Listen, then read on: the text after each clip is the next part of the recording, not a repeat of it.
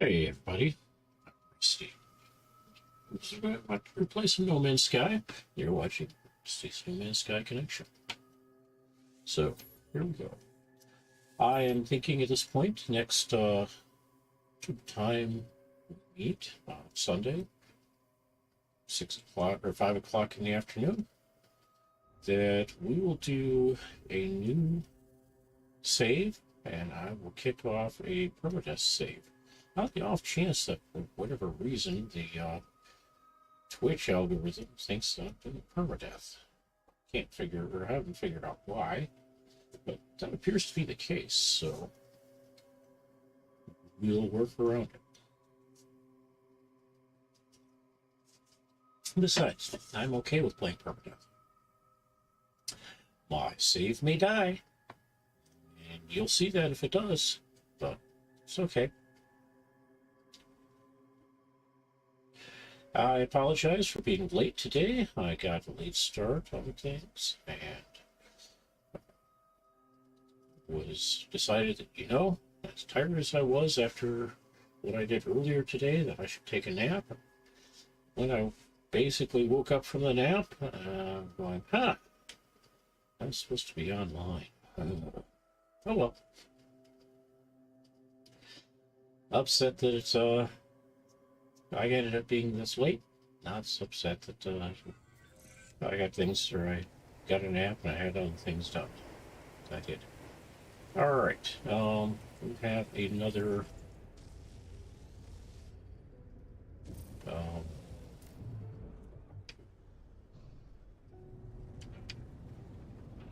Building to go to.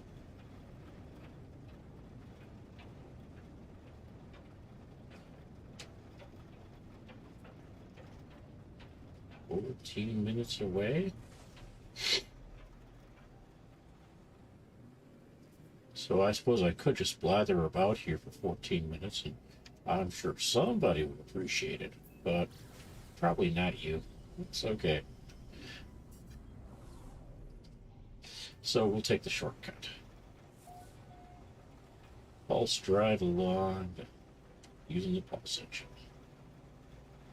Cut off a good 12 minutes of that, if not more. All right.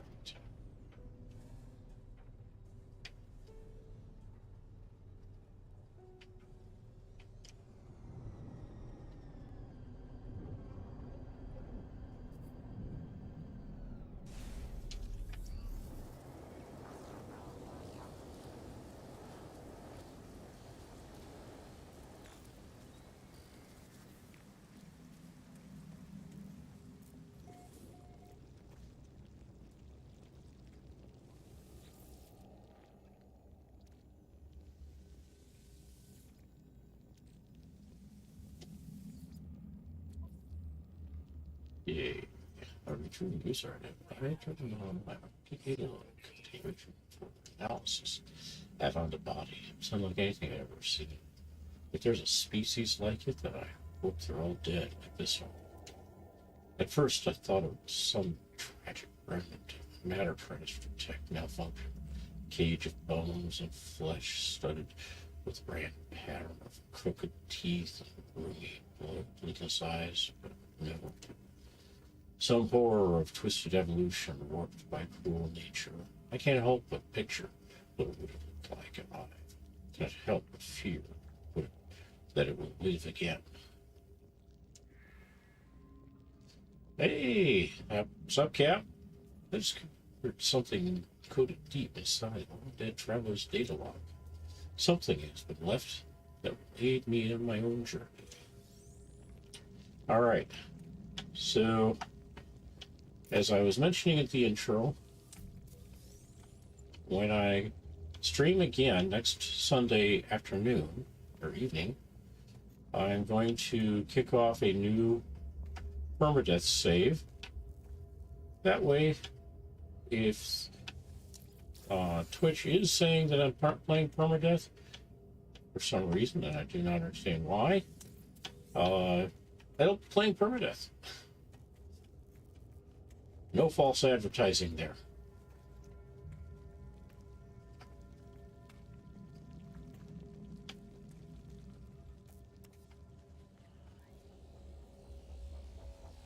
Hey, if my save at the time dies, I die. We start over. Play some more. Start over if we need to. Play some more.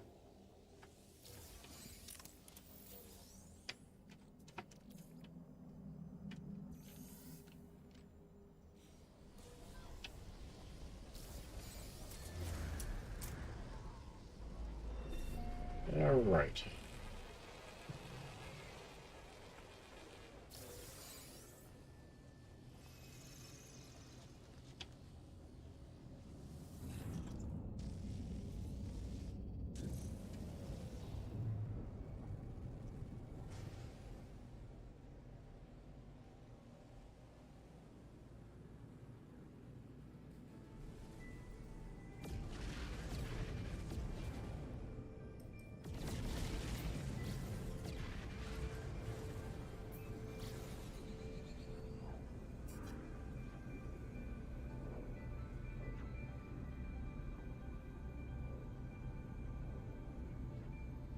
Well, I have played permadeath on Twitch many times. I was up until probably about 2 months ago.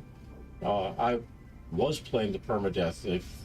If you get a chance, I've completed all of the all of the objectives, and that includes a permadeath save.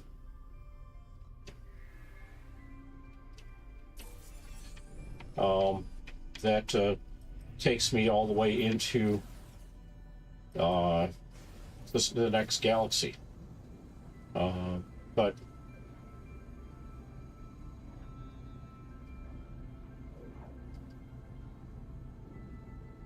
probably, but I can't see where it's being set up. Every place I'm setting it up, I'm saying it's a normal mode. I'm not playing the permadeath here, but I can change my stuff. So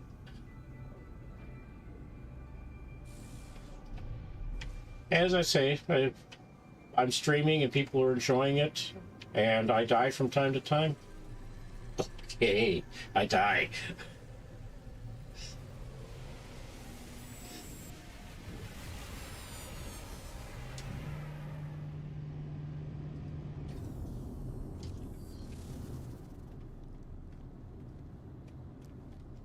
Okay, well, that is the notification that I originally set up, but I'm not sure where that notification is coming from right now. And I think I set that up when I was playing and streaming with a Stream Deck, so it might be set up in Stream Deck as opposed to OBS. And with Stream Deck, that notification would probably be coming up from their Stream Deck streaming tools. I'm using some of them, but I'm not doing anything with that right now, so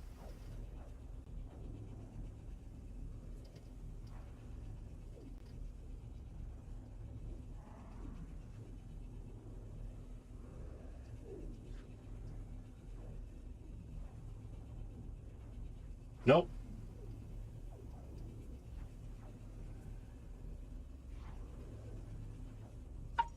Well, it kind of depends upon what you mean by beat it. If you have jumped into the next galaxy, that might be considered beating it.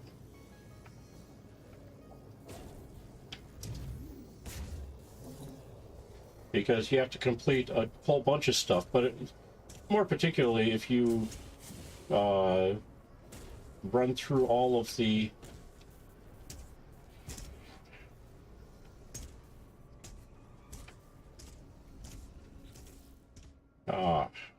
tutorial, and I've completed all of the all of the recipes. And that very often is what people consider beating it. Okay, looks like I don't have.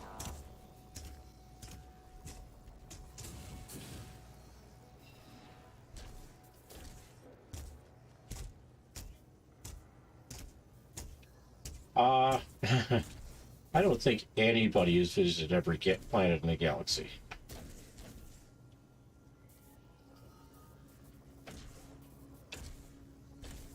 Okay.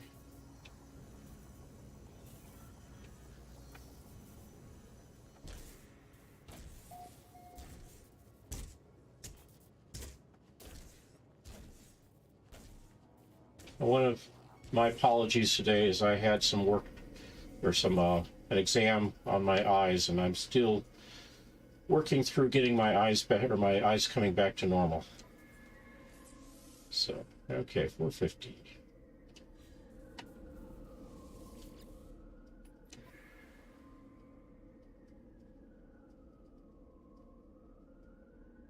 Rocket braces.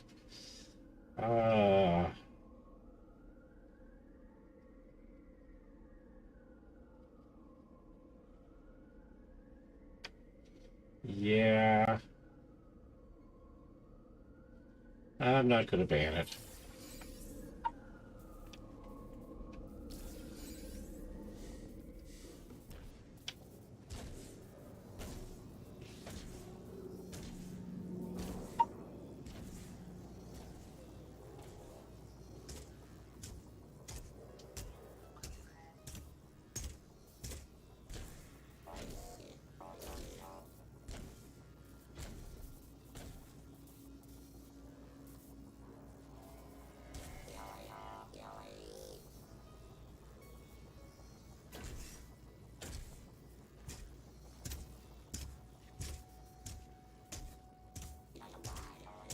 All right.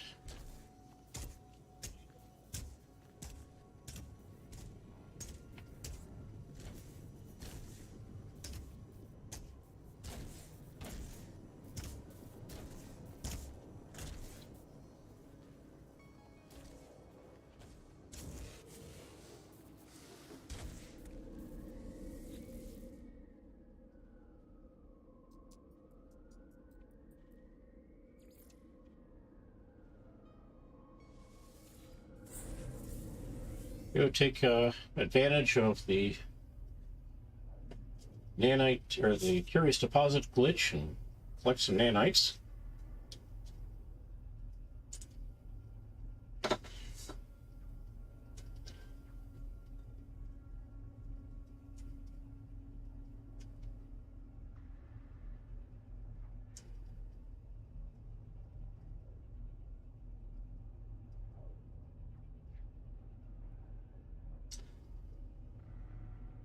Well, does depend a little bit on the starship. Take a quick look at the one I'm flying. My recommendation is, if you can, go with the positron ejector.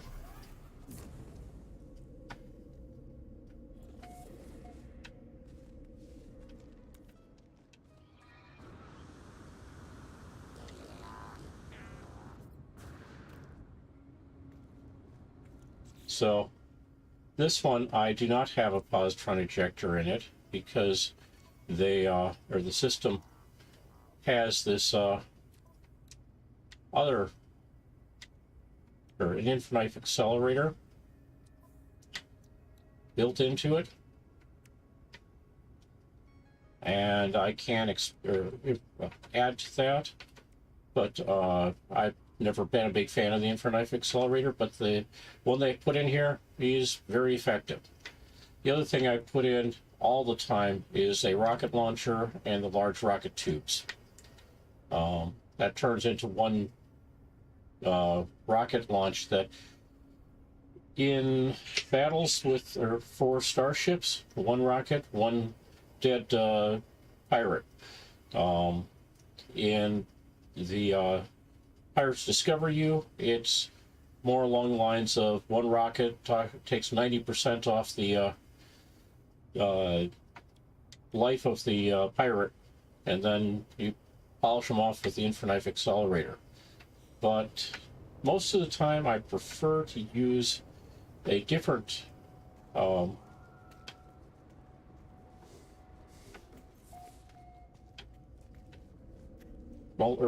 different rocket, or a different weapon, which is the positron ejector, which I think does a better job.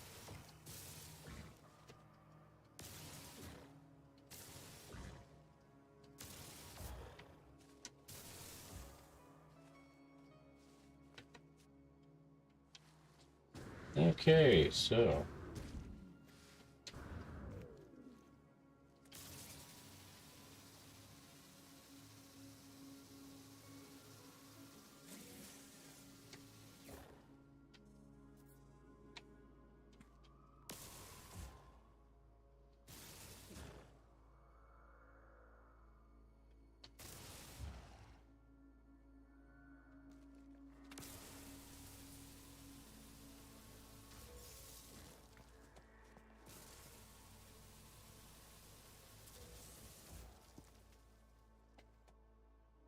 yep.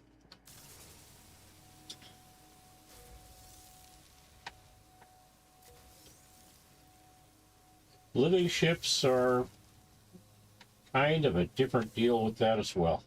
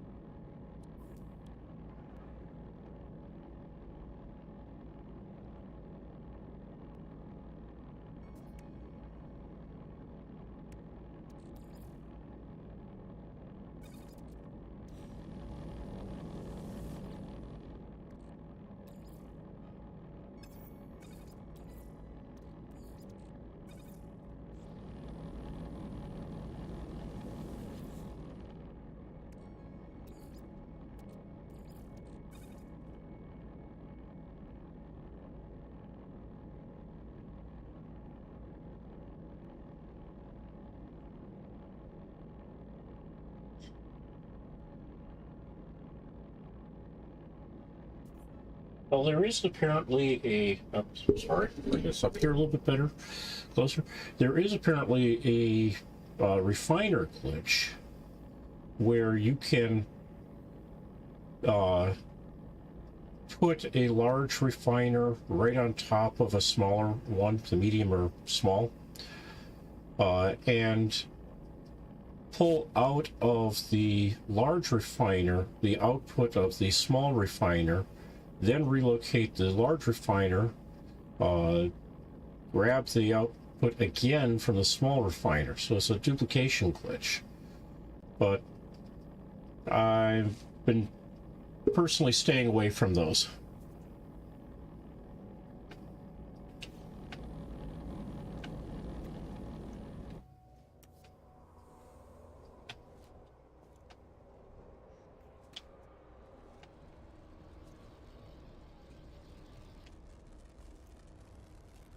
Mostly because I used to play on the PS4 and duplication glitches don't work on the PS4s.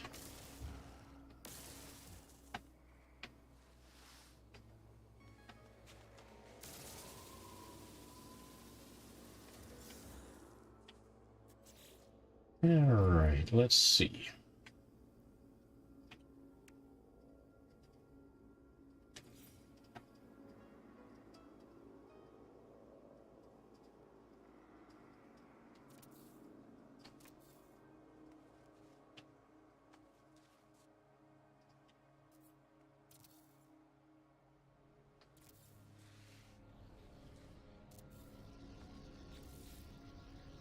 It should do.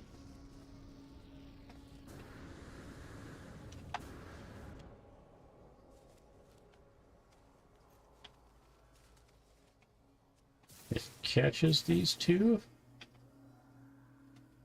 All right.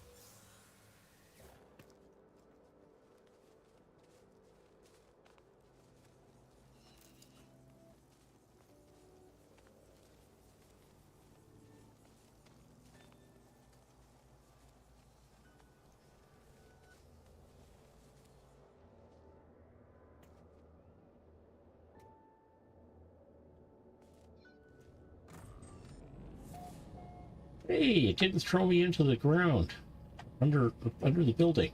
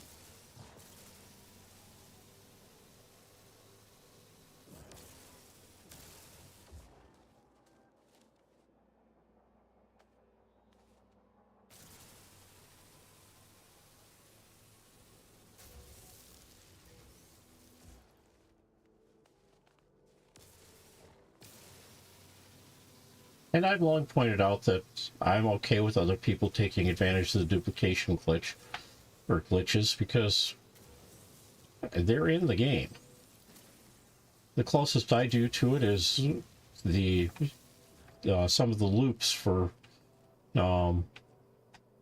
example, the dihydrogen loops.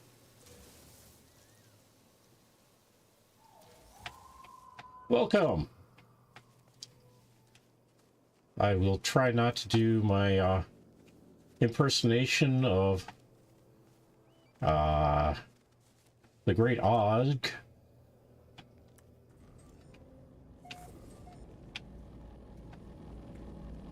So that's why that's dropping me out. Is that one or that floor panel isn't being populated right away?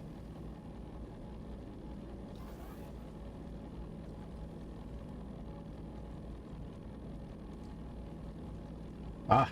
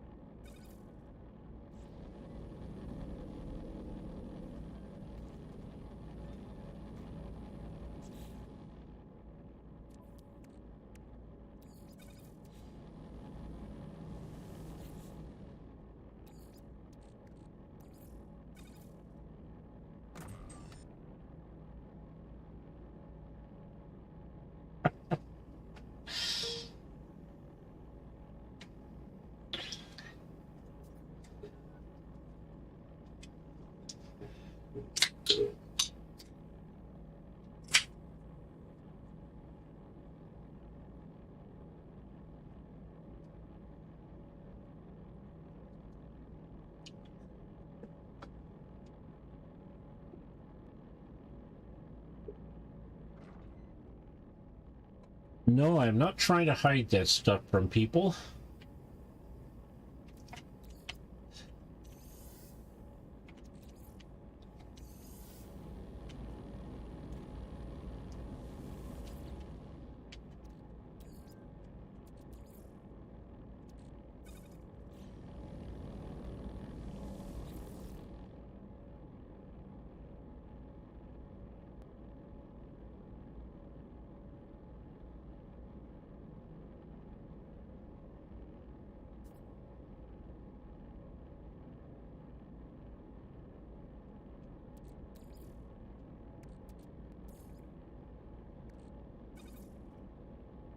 Okay, when you say you'd mute the live stream, where would you mute the live stream? In Discord? And towards what?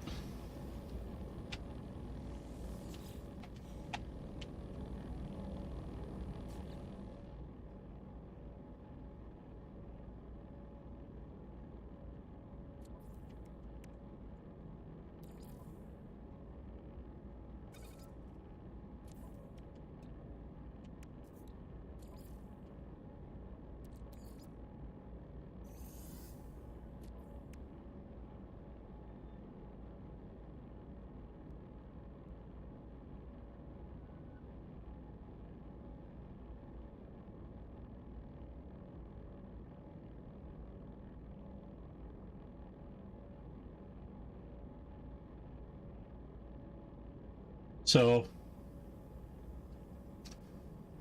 restream from Discord into Twitch and YouTube, and Discord or between Discord and YouTube, but not from. I mean, but not from Twitch or YouTube into Discord.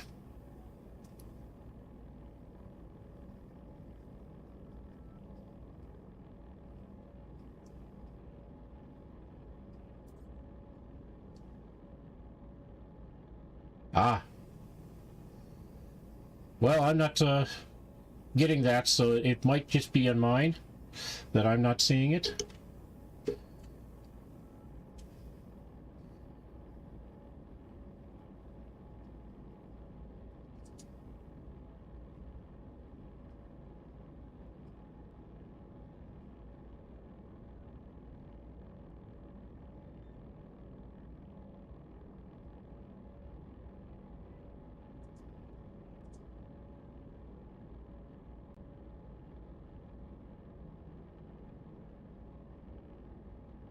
But yes, I'm not going to mind if others mute it.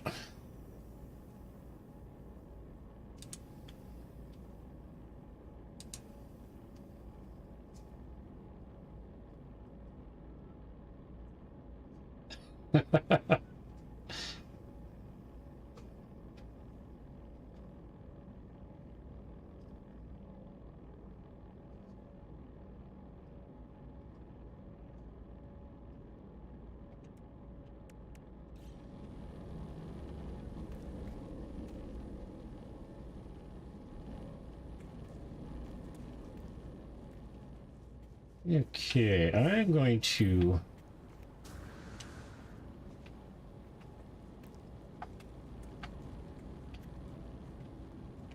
call upon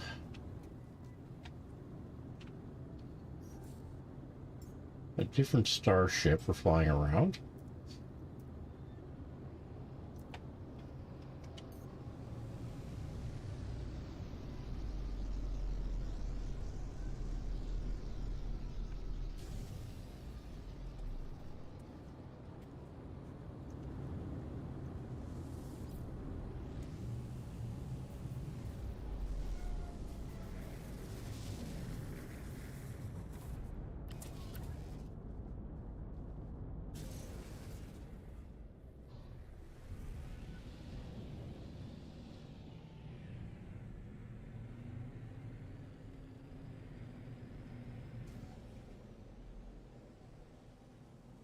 Okay, when you say your monitor's not compatible, what is the problem with, or what's the compatibility issue?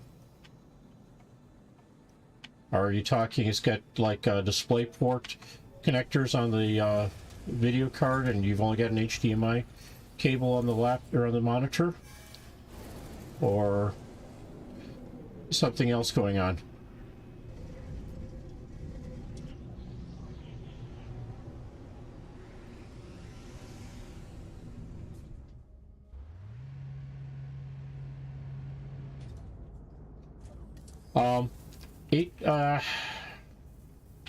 VDI supports VGA or DVI.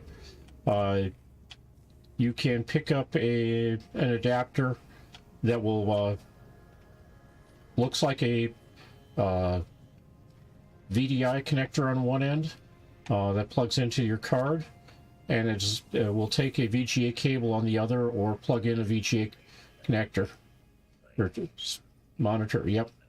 Okay. Not sure about the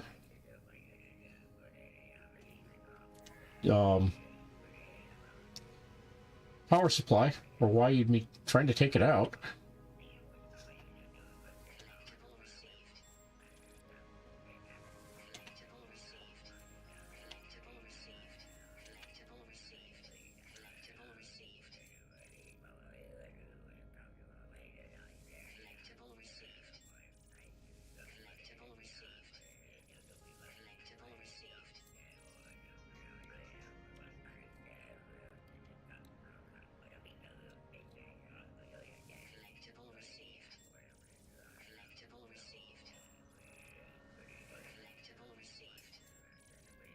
Yeah, I think that's all of these banners.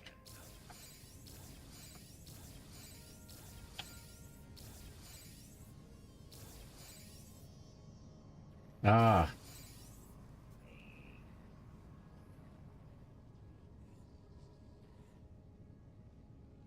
Yeah, there should be a total of, well, there should be at least four Phillips screws in the back of the case where the PSU resides, holding the PSU to the case, but there may be one or two internal as well. So basically just trace around where the power supply sets in the case, and you should be able to get the or get to the power get to the things or stuff that way.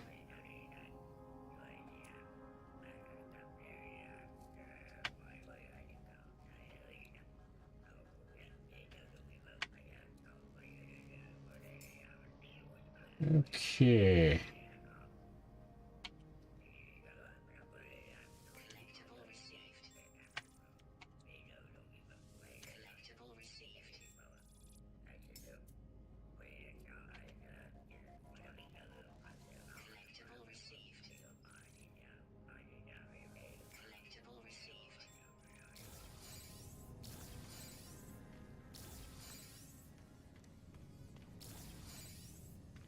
Hello.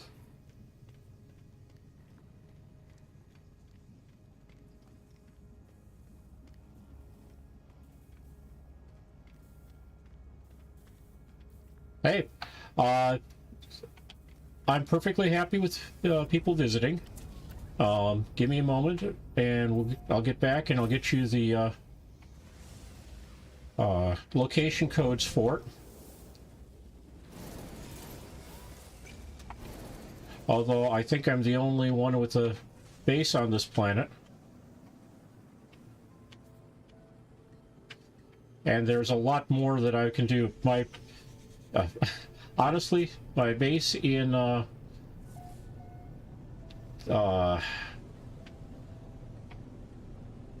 can't remember what Captain Steve's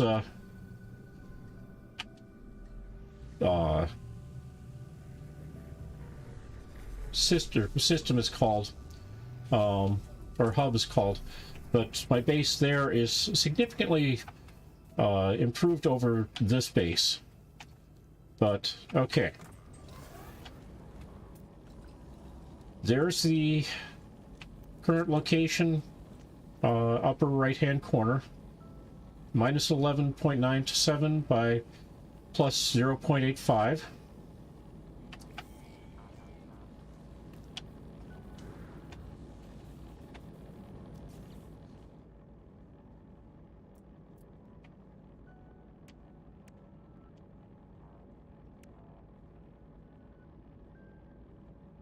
I think I can get it here. Oh. In that case, we'll go with this one. And if you've got the ability to convert the coordinates, 070, well, RICPO can be ignored, but 0706, 008 alpha, 0157, 0175 will get you there, or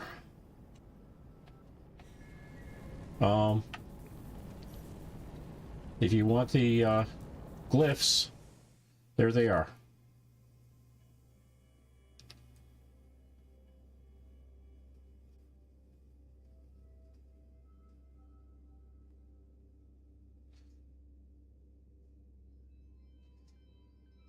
Now I play solo, so if you jump in while I'm playing, I probably won't see it, but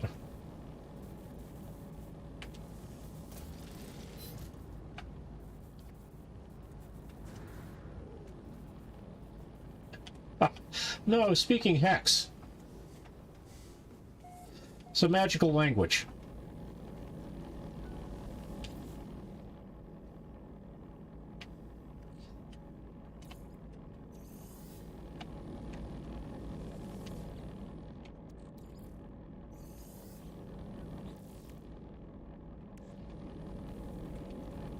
All right.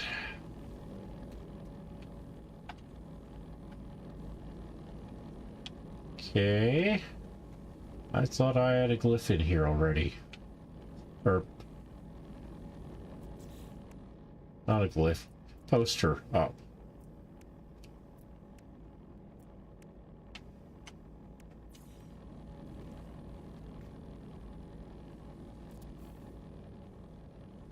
Okay, posters don't show up well on here.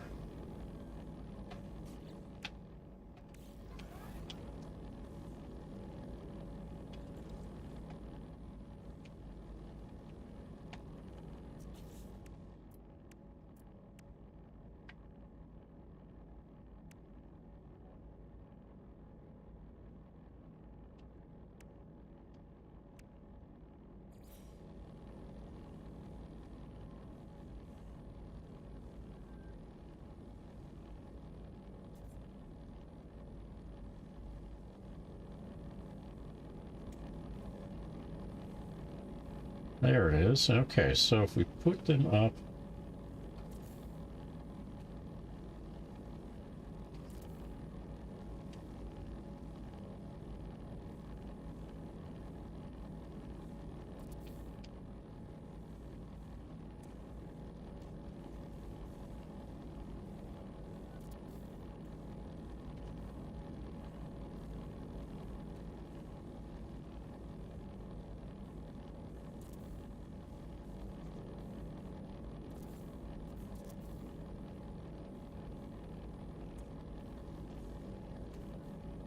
Yeah, I'm out of carbon,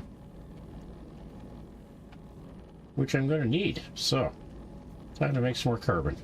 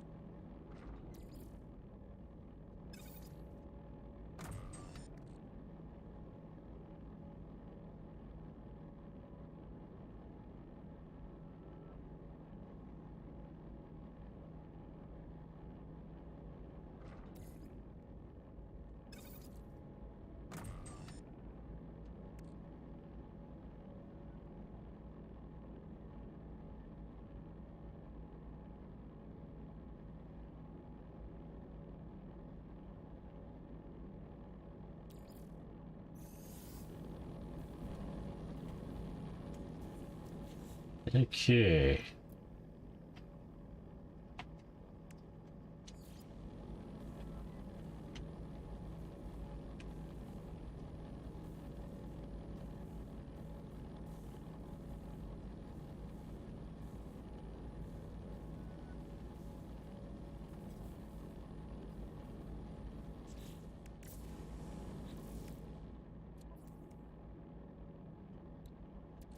Ah.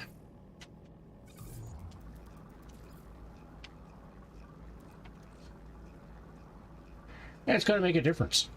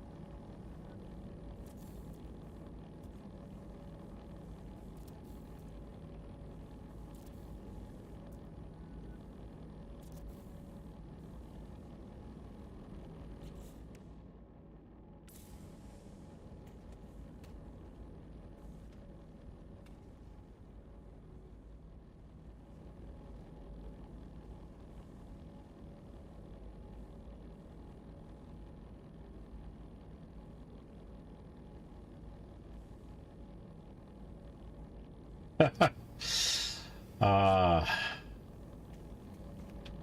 I will admit that I do not know the best route to get the best planet. I have not had issues with, for the most part, with any of those things. Pretty much the only thing I require is that it's not a extreme weather planet for if I'm going to be doing things outside. No, as a matter of fact, New Londonium for Zane's World stuff is probably your best bet, but then you're finding, or you're going to a planet somebody else has found.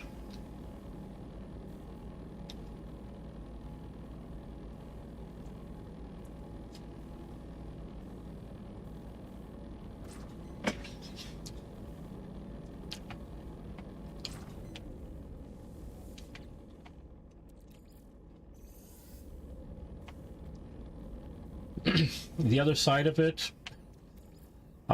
it's very often going to depend upon the save.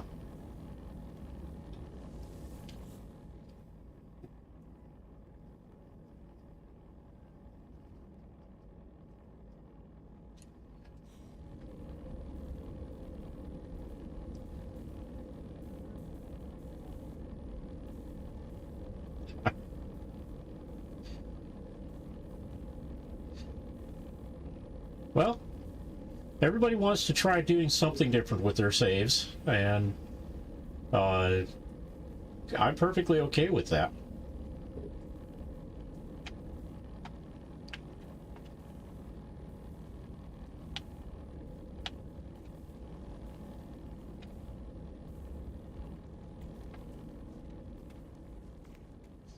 All right, let's see.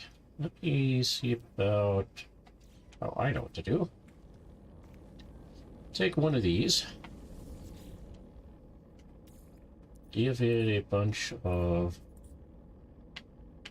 this.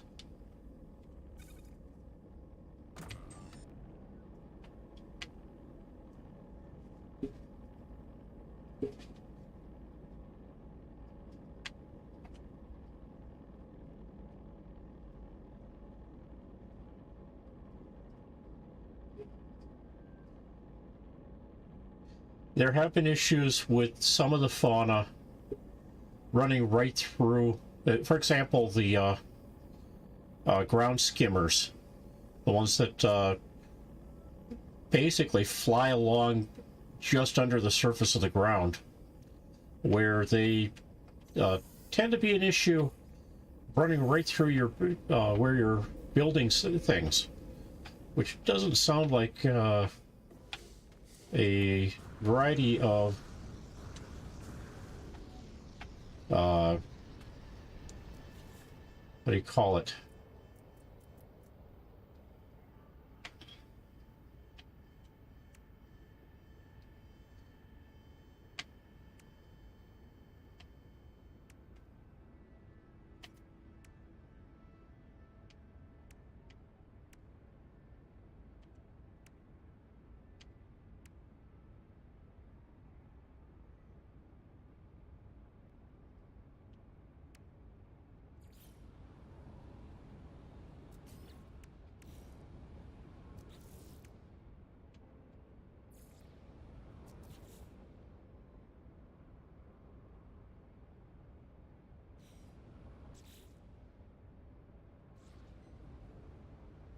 Okay. They changed things here.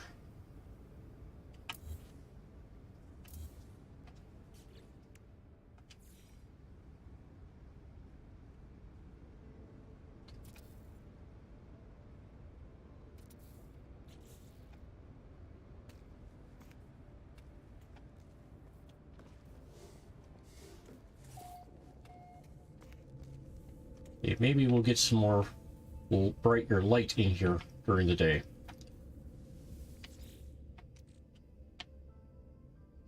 Okay, that goes there. Same with that. This gets converted.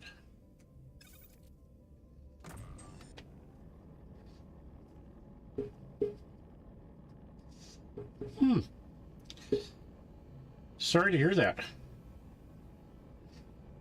But come on back when you get a chance if you need to.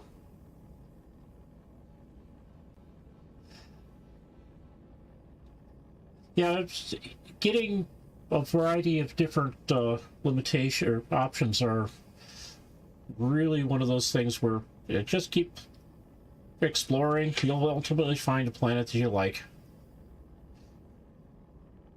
What's up, Cap?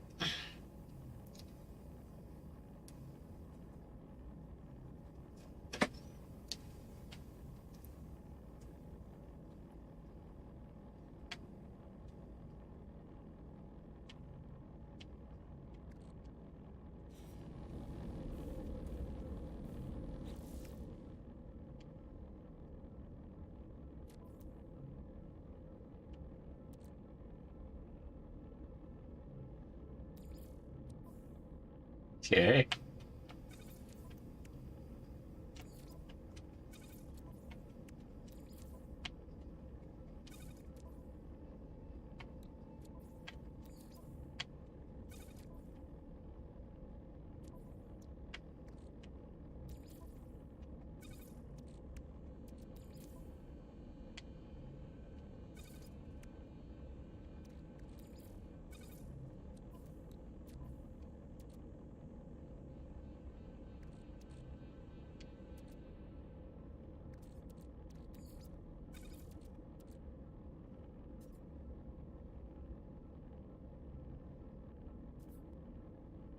Take your time. Not gonna go anywhere right away.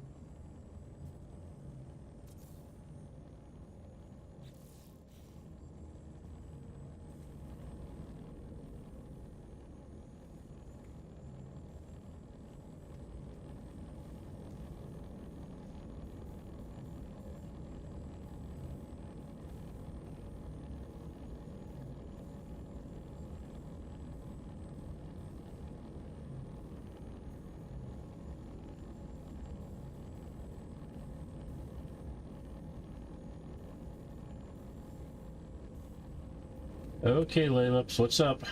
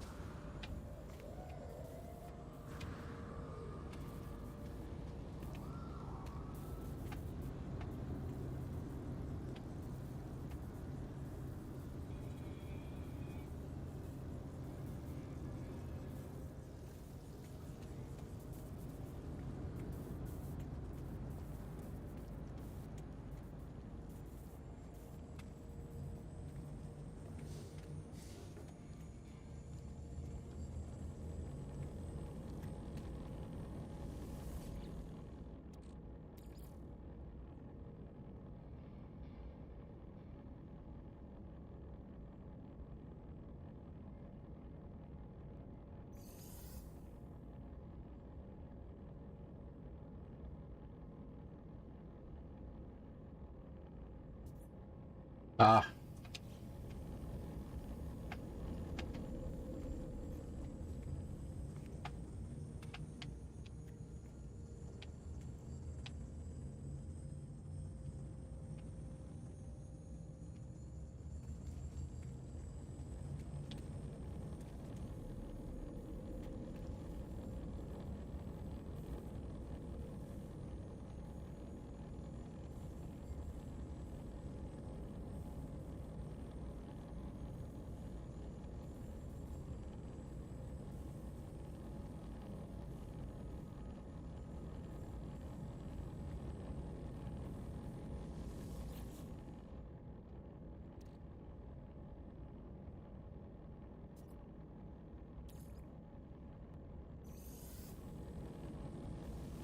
that's probably enough for now.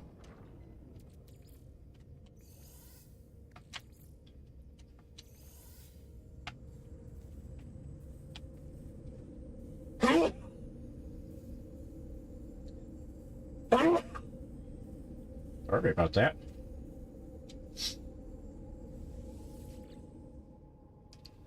Now let's see if I can find my freighter.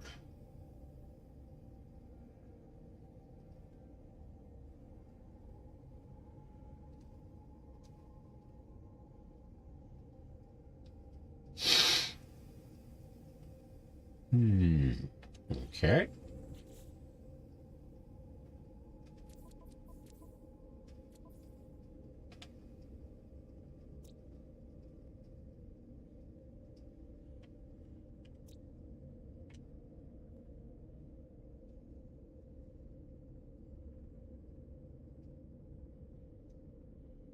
Thank you both.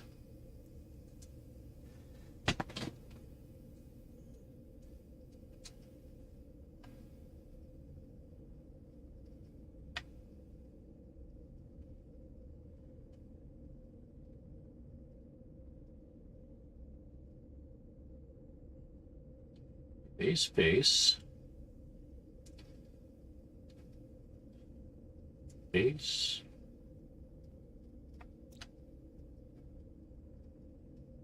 Currently where we are.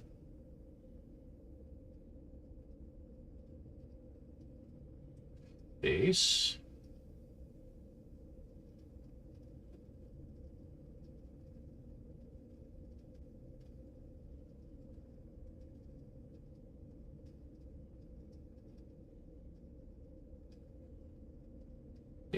Base. Freighter. And let's upload these. 93 nanites. So that's where I want to go. Eskit, Olmucus, Drunks. Set 18. Okay.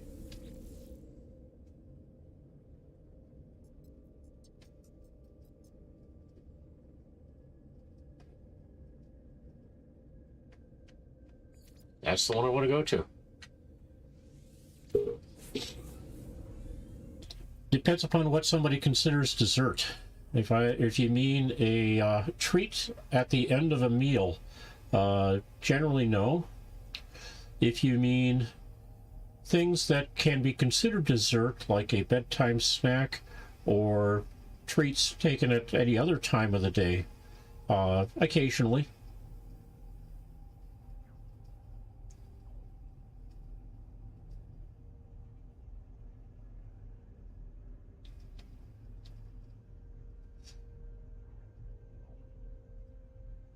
And I do my best not to eat dessert at all.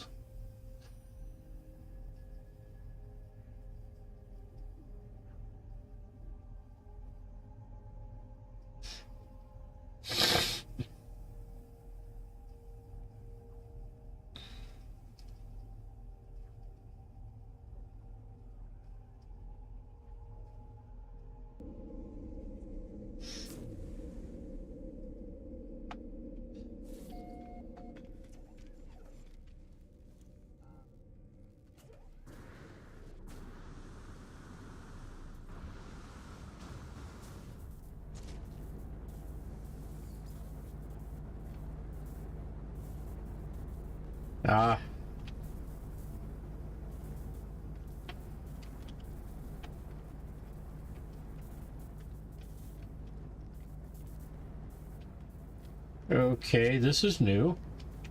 Why is it not letting me jump onto my into my starship?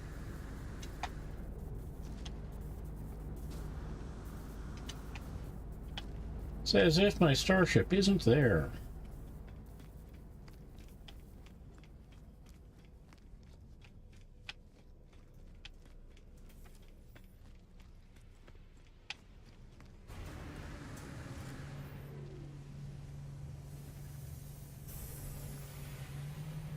Okay, now it's marked properly.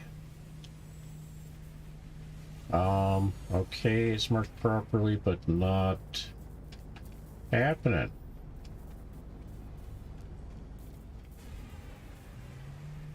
What have we got in there?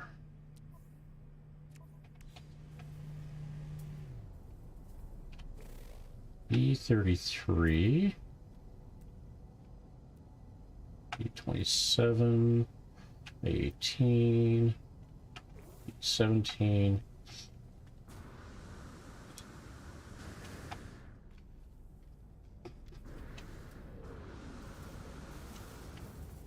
the one that has the marker that's my starship here, but when I get any closer, the marker goes away.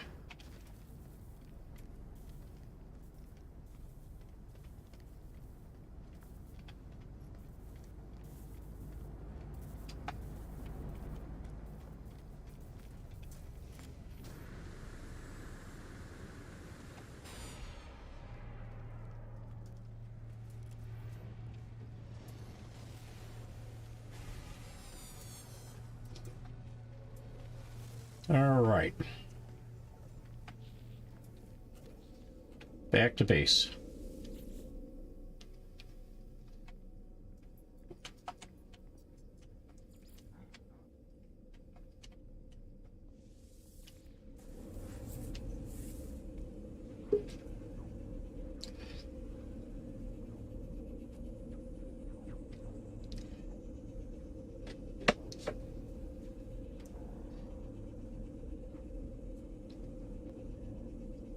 Yeah, well, apparently the game's trying to dupe me into believing that I don't have a starship there.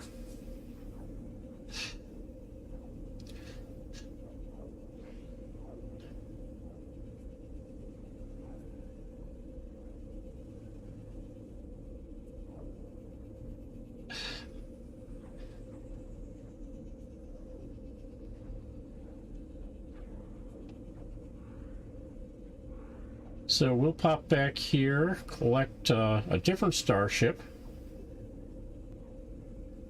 One that I've been in that system with before, and fly back, or teleport back.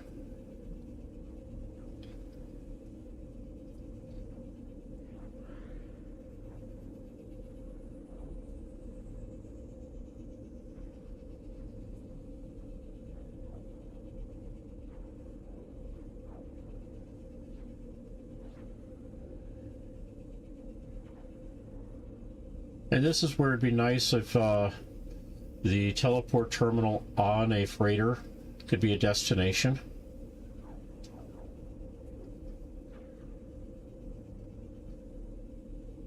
As opposed to being just a source.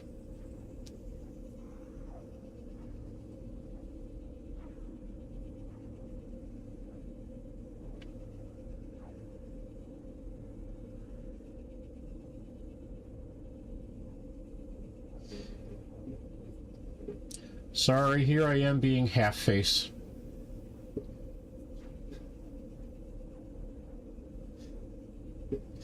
I need to relocate, not remove, but change positioning of the camera. There we go.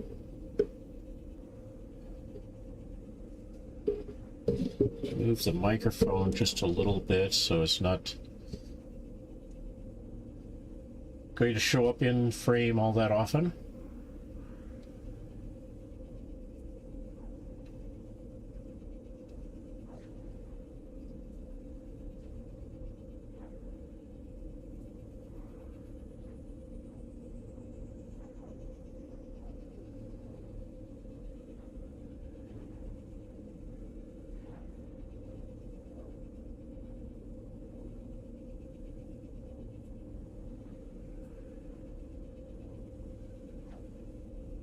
I've got a couple things to do when we get back to my base here.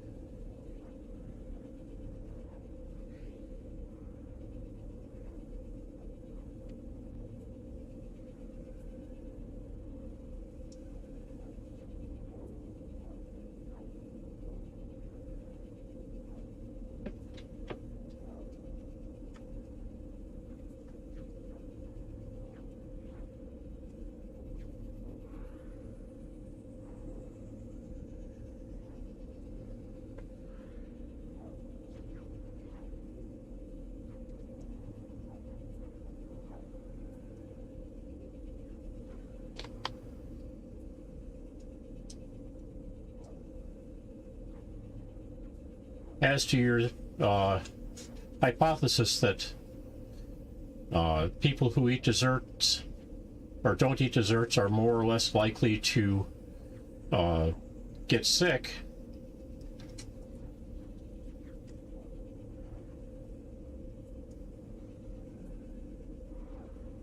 I would wonder how you would make a valid test for that.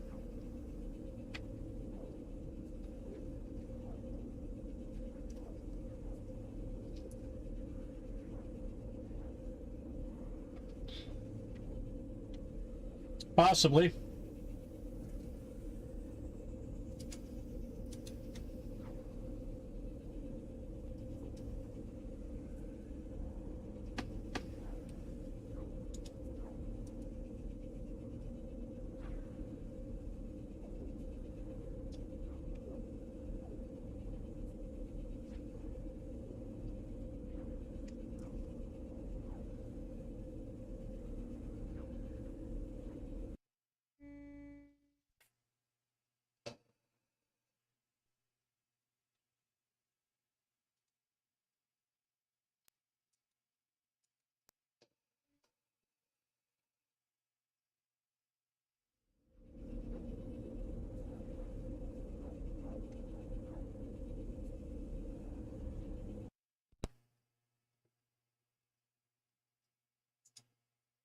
All right.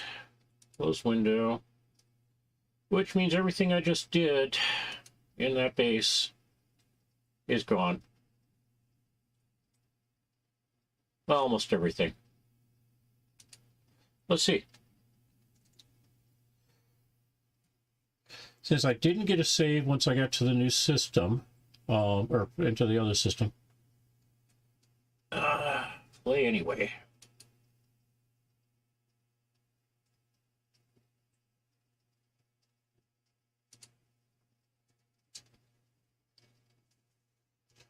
Just got an event warning that the system was unable to sync with Steam for my recent saves. So we'll see if that has caused a problem or not. Maybe Steam is doing a roll or a patch update or something.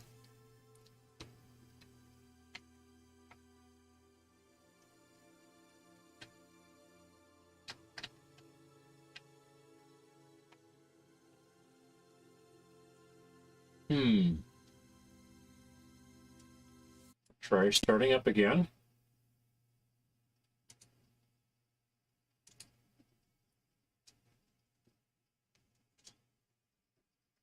Didn't recognize the controller.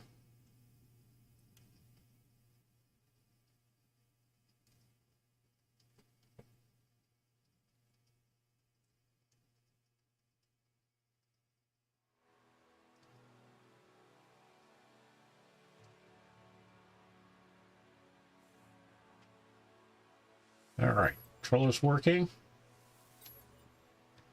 Okay. We last jumped out of a starship on the planet after we picked up all the recipes. So I get to make more.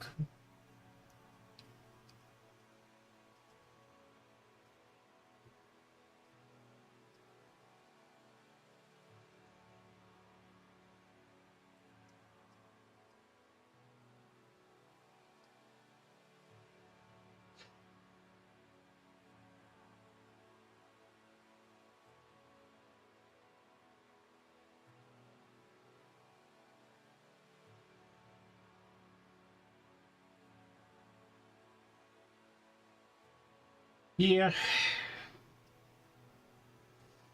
We'll find out where it drops me. But basically, what I recall doing since the last save is making a bunch of carbon, finishing up making the nanites. That should all be done. Not the carbon, but the nanites.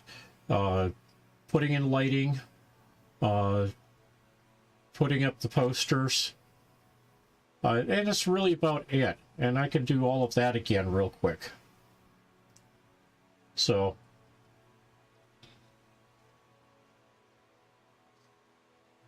we'll just walk through all that and get it going.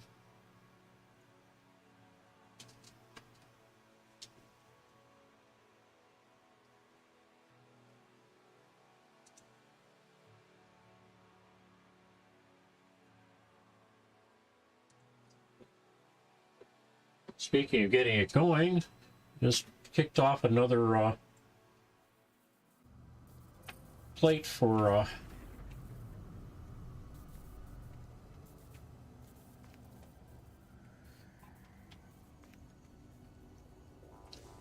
setting game controllers on. All right, so here's the nanites. This should put me back over 25,000 nanites. Let me put down one of these. I'm going to need 2 metal plates.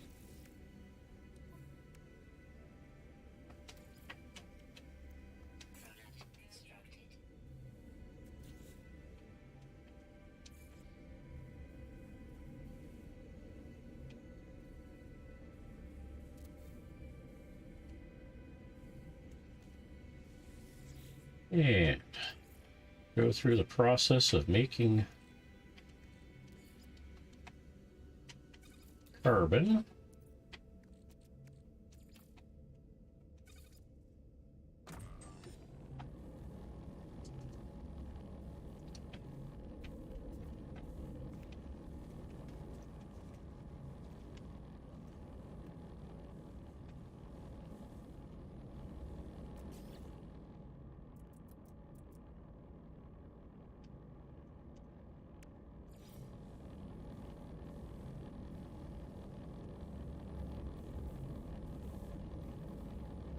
So I should be able to put in 8 of these. 1, 2, 3, 4.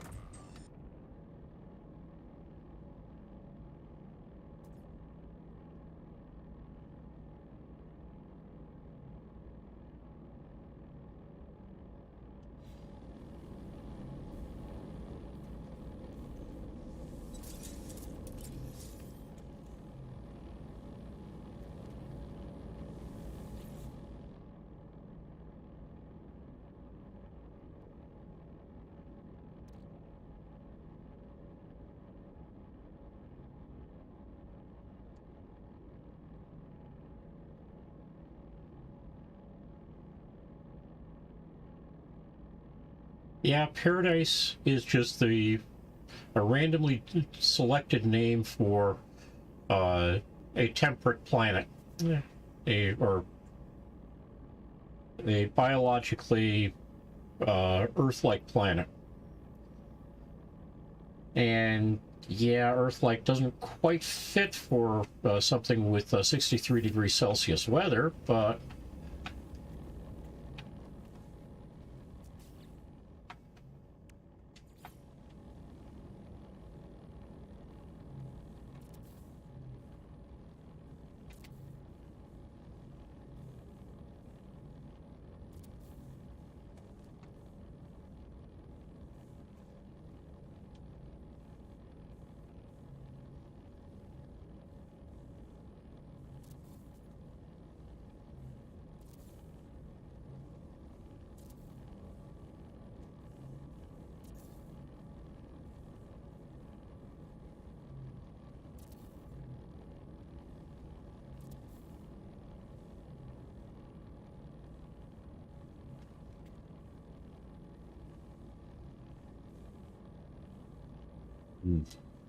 Something there not letting me put up the lights.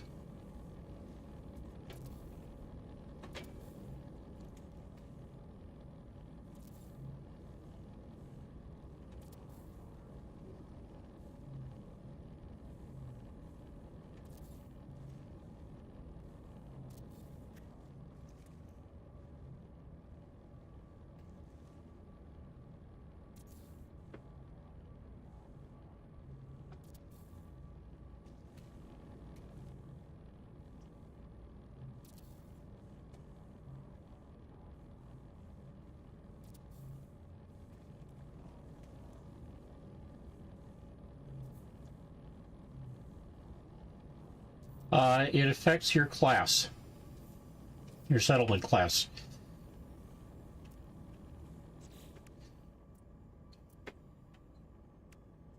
And I'll be happy to talk about that a little bit in just a moment. Let me get these posters up. But basically, you see the three options there for basically your population, your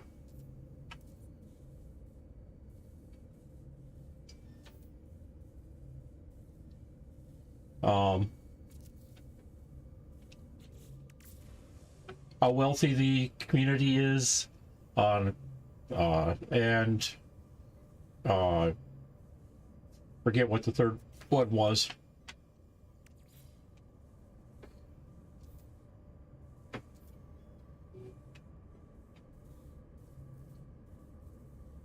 So let's make this look a little bit normal here.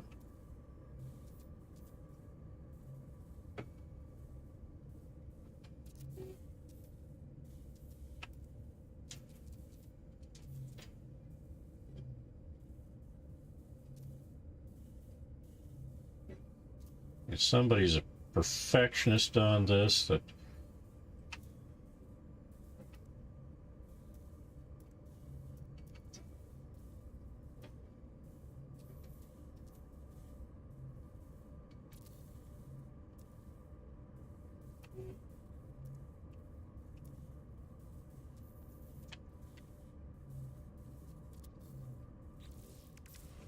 there we go.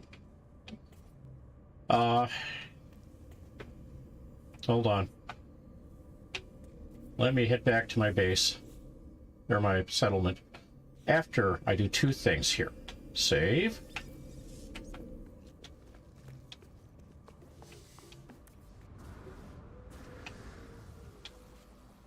And upload the base.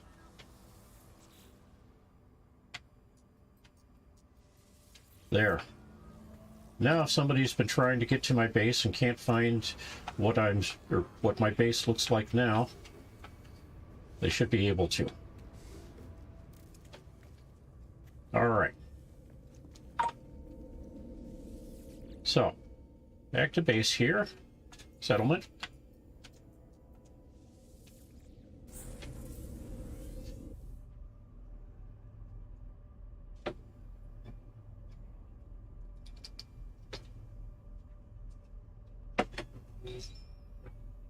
I think you're right. Maintenance cost was the third one. The dial around them, the higher that those are, the higher class you're going to have in your as your base develops. And obviously you can have anything from a C through A and S. But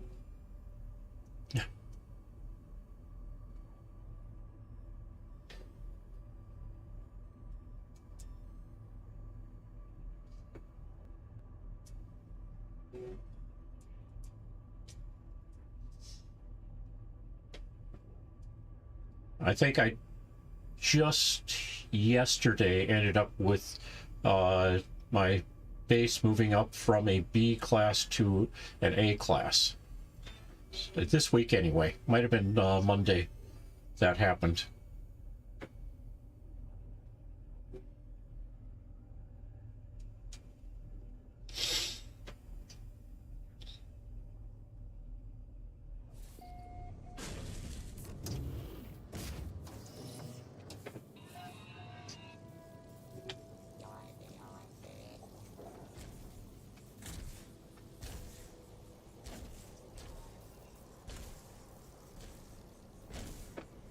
There we go.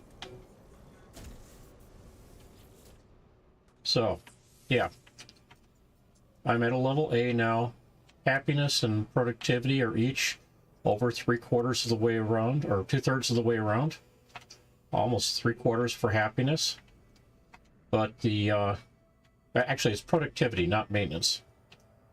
Maintenance costs and Sentinel alert level don't really come into play as to what your overview is, or your classification is. But population, happiness, and productivity all do play into your settlement, or your class.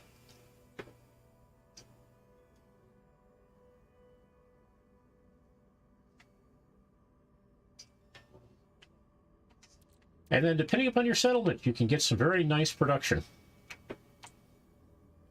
Which is one of the reasons you want that productivity per day.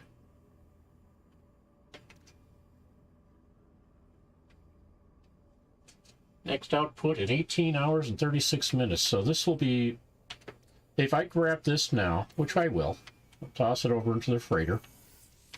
We'll do that with this too. So this one won't be maxed out on Sunday when I start again, but this one may very well will be, because you can only have 999 of these sitting here. So 227 per day. That means that it's going to spit everything out in or spit out a full load in 5 days. Less than 5 days. Nope. I can. I just don't have any. I mean, as far as I'm concerned, the name is just fine.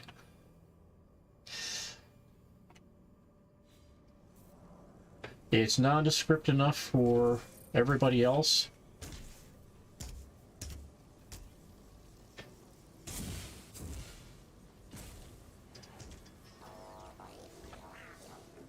And it helps differentiate it in my selection list. All right, we get a visitor.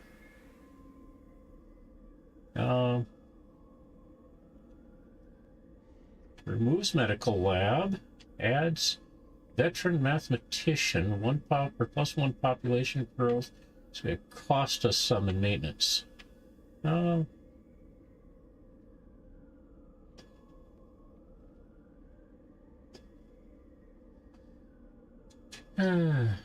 Yeah, I think we'll keep him.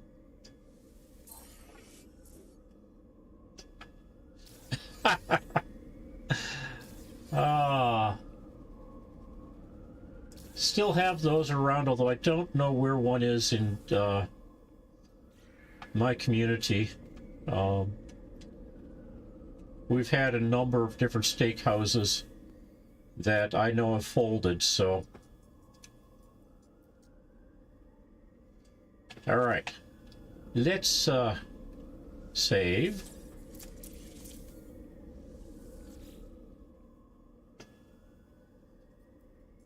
And jump. Because I want to get back to my freighter.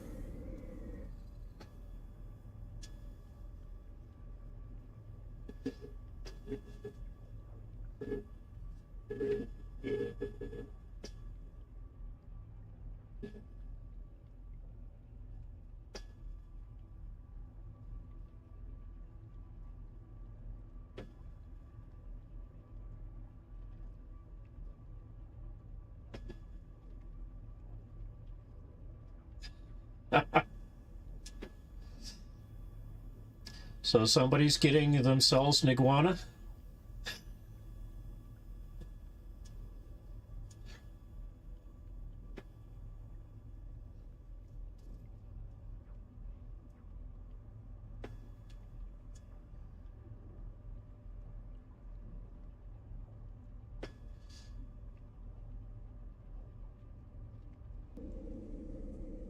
Now let's see if I can jump into my starship here, or if I have to go back and get a different starship.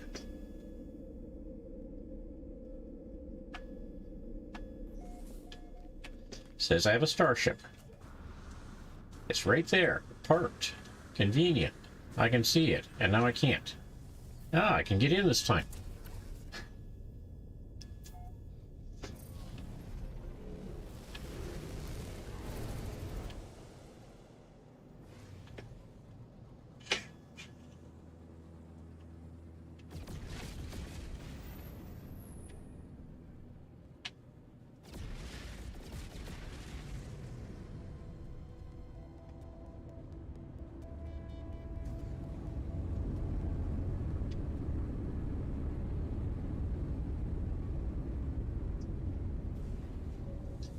Well, you can still do that. Basically, back up your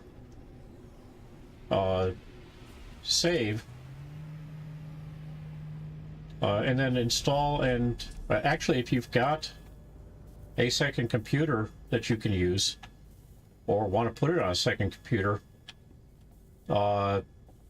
you can do the save, and then when you log into Steam, it should sync, or on a new computer with a solid-state drive, it should sync across your save from the existing computer.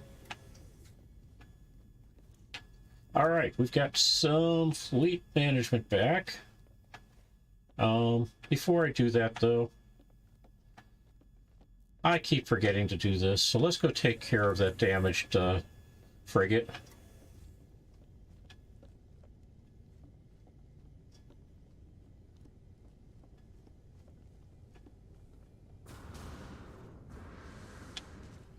I've got repairs to make, and I've been neglecting them.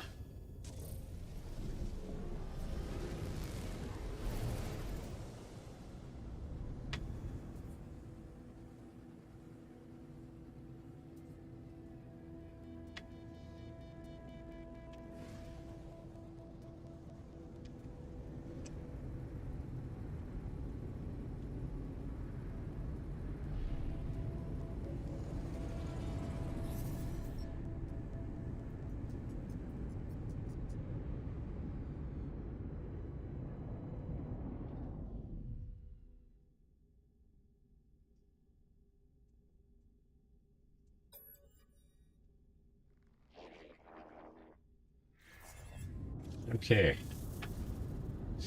I don't have a 4 terabyte solid state drive in mine. This laptop, I think, has a 2 terabyte. Maybe even only a 1. The only thing that I would say is kind of important is that the it be your boot drive, or whatever drive your OS is on. More specifically, your program files.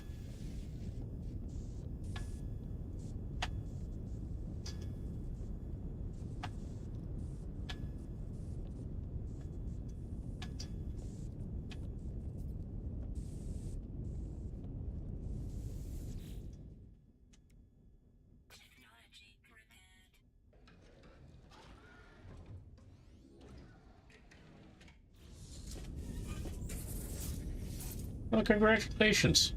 Yeah, it's been semi-lifted here. One of the things I've noted or observed is that if you have a reason to be visiting a clinic or medical facility, you'll still want to continue to carry the mask with you to wear. Very often they'll have it available for you, but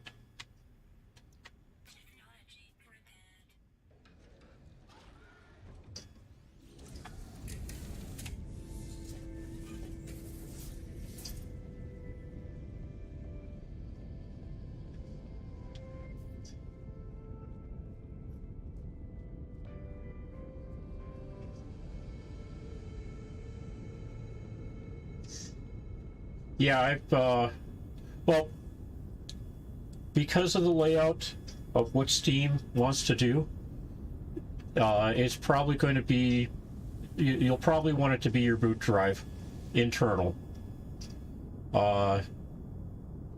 Both of the laptops I've got here have a internal solid-state drive. One of them, the one that I'm playing on right now, originally had a hard drive as opposed to a solid state. And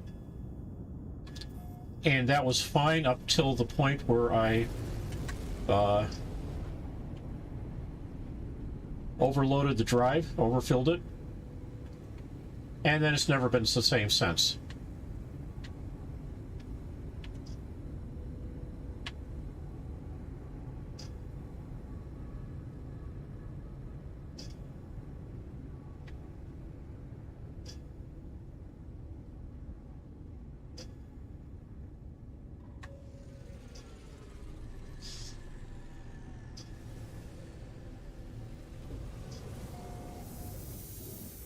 Have a good one.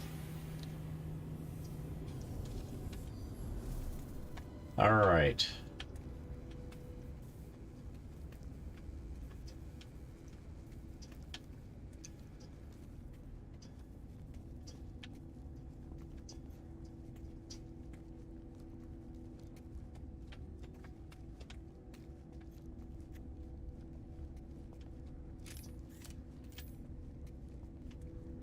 Now we can collect our due from these fleet missions that are back.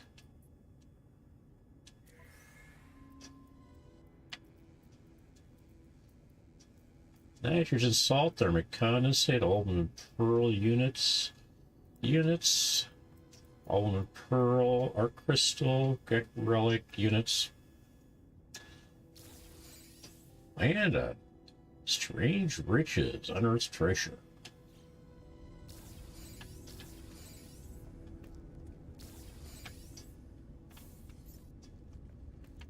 How much units did we get? 1.1 million units.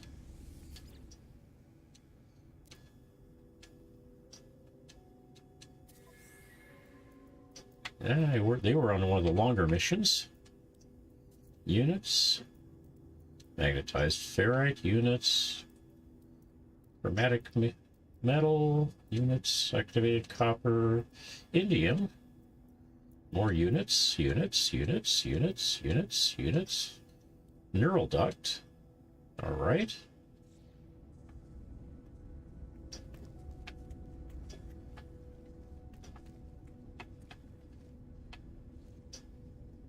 They got us 2.5 million units.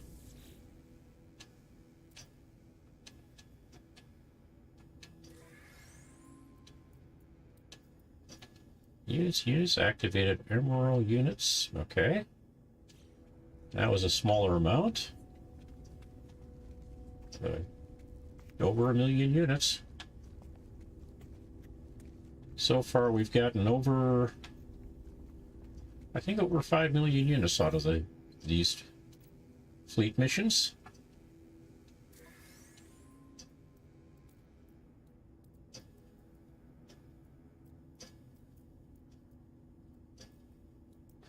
Yeah, the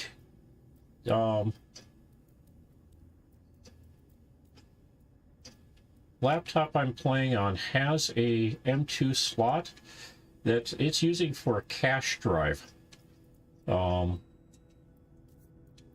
And it's one of these I'm going, that could go either way, but I think a cache drive works just fine for me with that.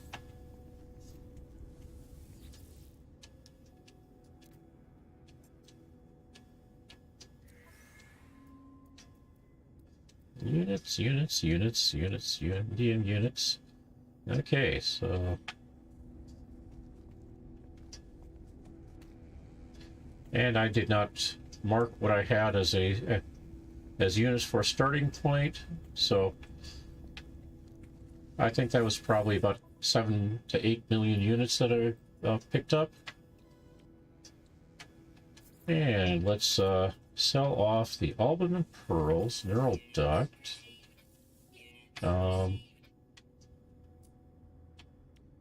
Vy'keen effigies,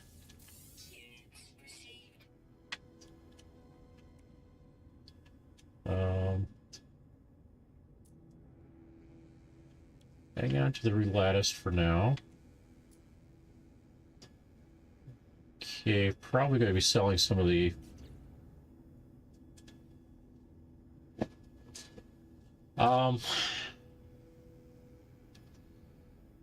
They only run one expedition at a time.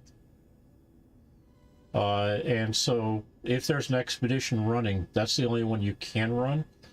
You can have 2 saves or more for it at the same time. But you can't, for example,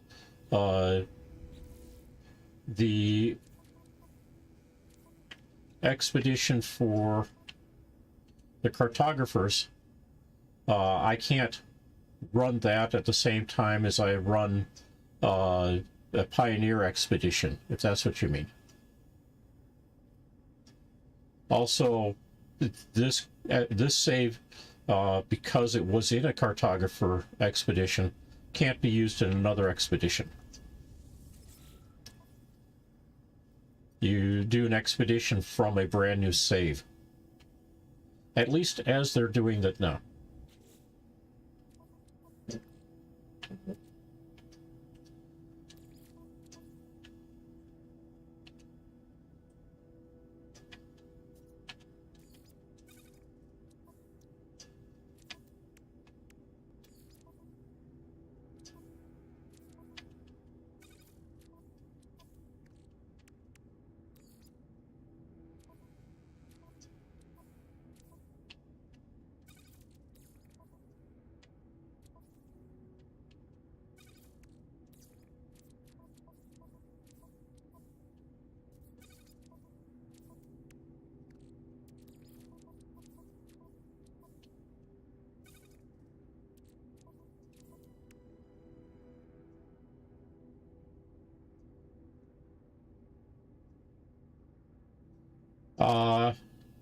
Okay.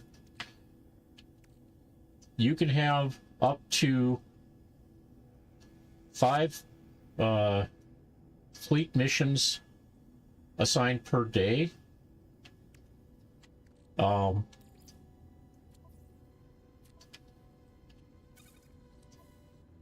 you can also, or if, for example, the one expedition. Give me a moment to finish this up. Figure out what I'm going to keep, what I'm going to sell, and we'll go take a look at that.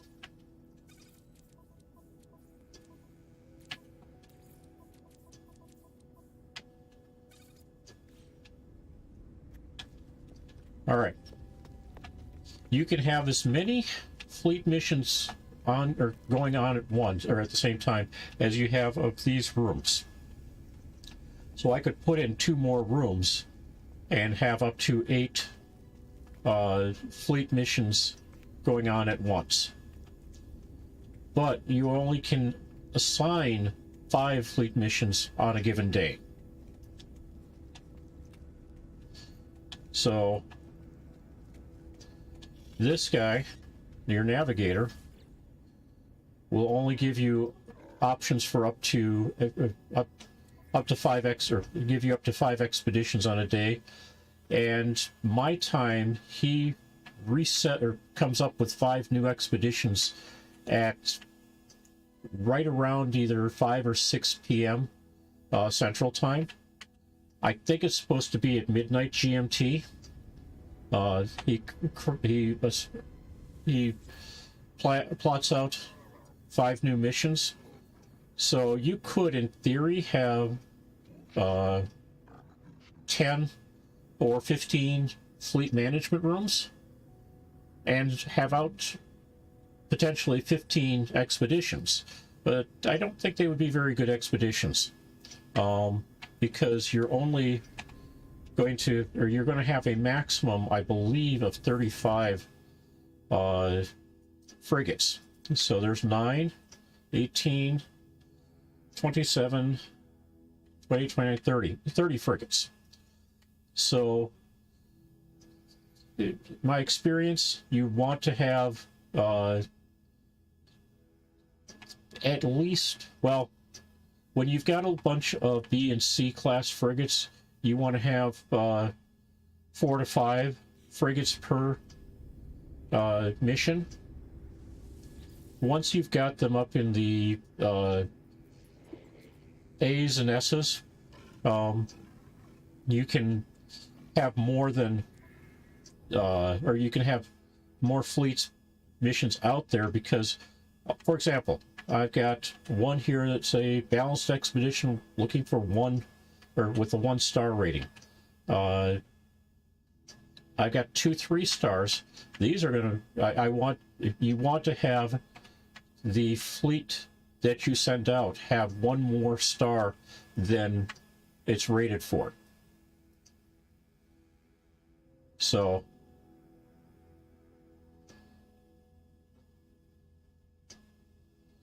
oh yeah, you can have, like I say, you can have that many at once. My recommendation, of course, is to build a balanced collection of starships. One of the things that I've done in the past is I'll create a list of the starships, or the frigates that I need, and I'm going to move this to where it's hopefully going to be a little bit more visible, and keep a tally, because each one of these you're going to want to have 5 of, if you can. One of the differences is here, this one, the Recon, is useful in both exploration and combat, whereas everybody else is pretty much limited to what they are. So you could cut it down by either a combat or exploration, or in my case, I've cut it down by 1 support. I usually get 4 support starships, 5 trade, 5 industrial, 5 exploration, 5 combat, and then the Recon. Hey, welcome, Maverick. Appreciate it.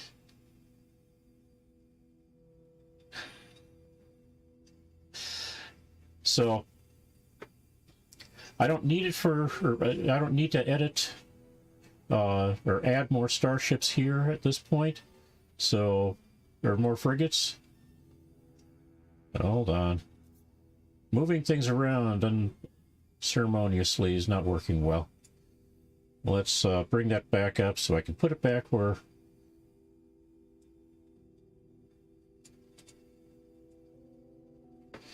Okay, come on. There we go.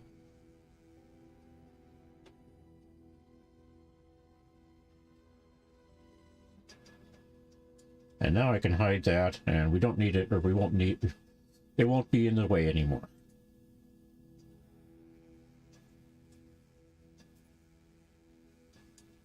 All right, back to a playable screen. So, but yeah, you basically want to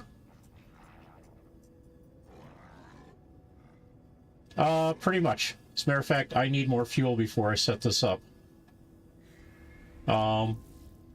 So let's see, what have I got for fuel? Oh, I can do another 2 stacks. So move this over here. Actually, another stack is all I need.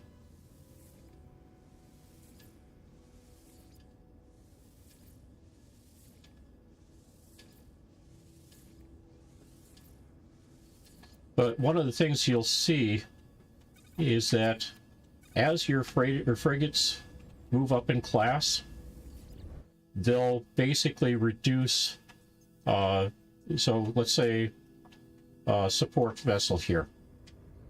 Their fuel requirements will drop somewhat. So that was an A, was 5. I got several B's here. These 4 tons per quarter, or 250,000 light years.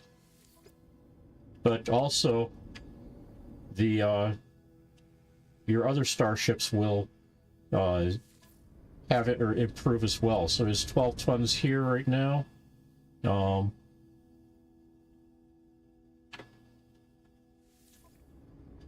He's 10. I don't think I've got an F or A class. He's 12. So, you know, they will use, but it's more, or you can adjust or help that to some degree. All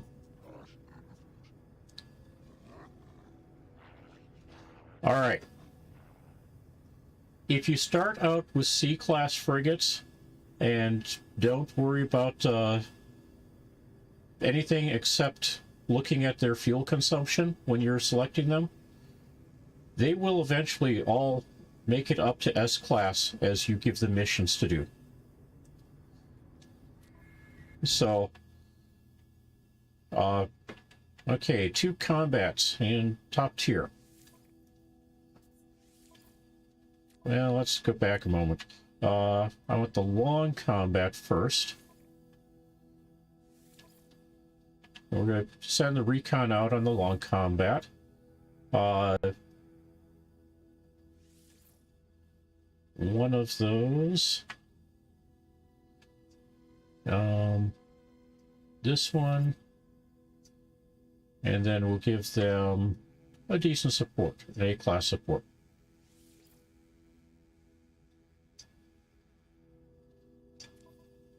That's a 4-star fleet out of 5 stars. And the star rating is based upon what shows up here.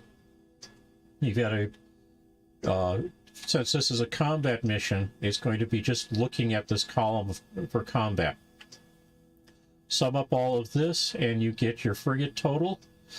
And then your capital ship and upgrades will allow you to go beyond that. If you've got, for example, the explosive drones, that will give you a boost. I think it's like 10 in combat. Mineral compressor will give you a boost in exploration. Holographic is exploration. Mineral will give you a boost in industry. Fuel oxidizer will allow you to reduce your fuel costs some. And then mind control device is useful for trade. And then this is going to take 500 tons of fuel. And this is the long mission of the two. So this is a shorter mission. Just, if you could send out a fleet with nothing in it, this would be a 1-star fleet. So again, this is combat. We're going to do the primary, a second, and then a support. And that's also a 4-star fleet. But if you do that, where you just barely get above the minimum, you can have more frigates in reserve. Nope. Actually, what it doesn't reduce either mission time or fuel costs.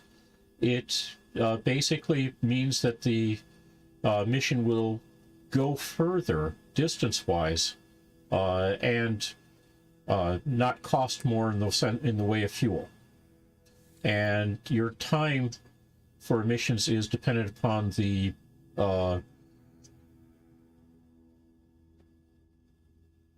number. Well,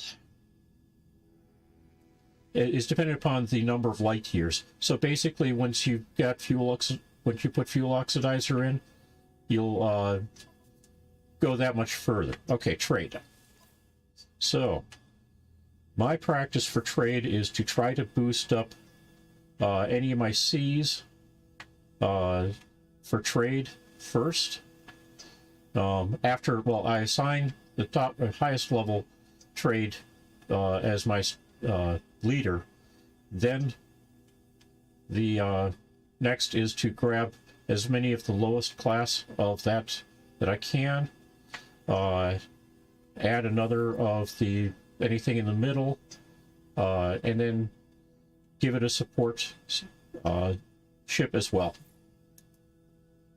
The support ship, okay, let me show you the difference here. So we've got a 7 support ship. I could even do this with the 3, but if we look without a support ship, it's going to take 350 tons.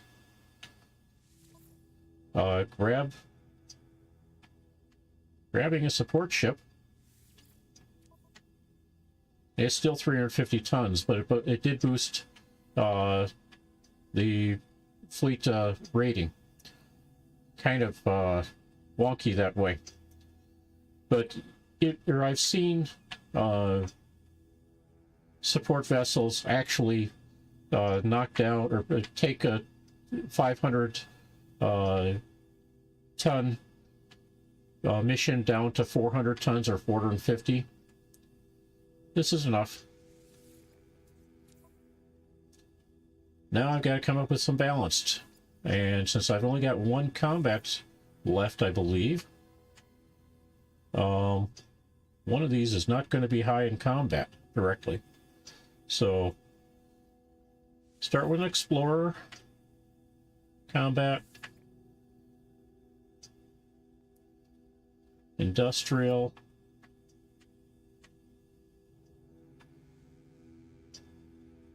support, and trade.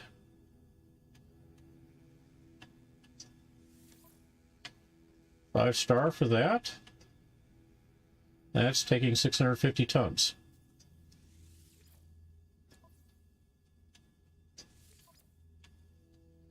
And we'll do pretty much the same here, except I'm going to lead them off with an industrial. Support. Trade. Or exploration, not support. Now we add support.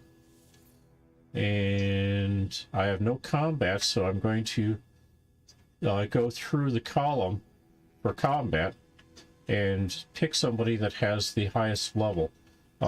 Here's a 9 for combat. It's not perfect, but it gets me up to 4 stars. And now we take a look. Most of these will be on missions, but we've got 1,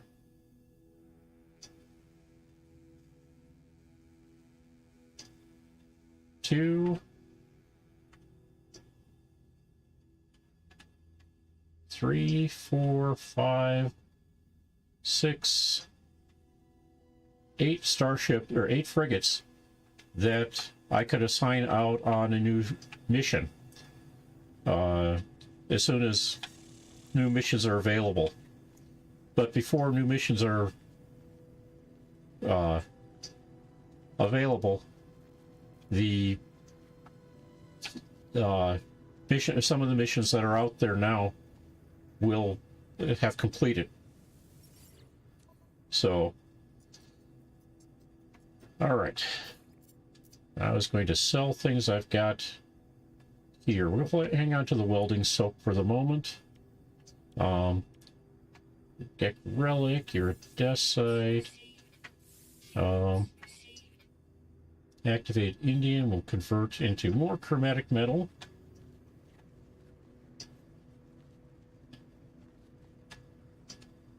Yep. I've got to move that over. In order for me to refine that activated indium, I need it to be in my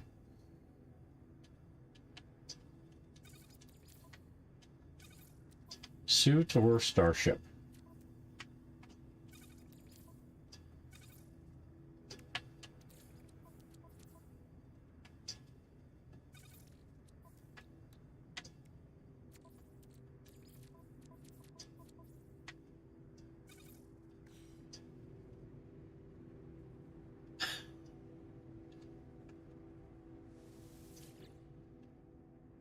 Well, and it went back. I know it went by pretty quick, so feel free to ask again. if anything, or if you missed anything, or you're not sure about how something works.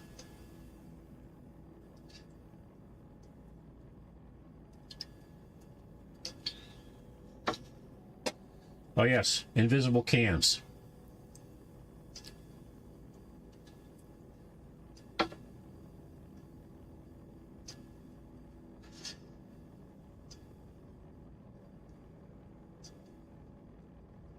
Unfortunately, the fact that the can is invisible doesn't mean you can see what's inside it, or how much of whatever was in it is still left.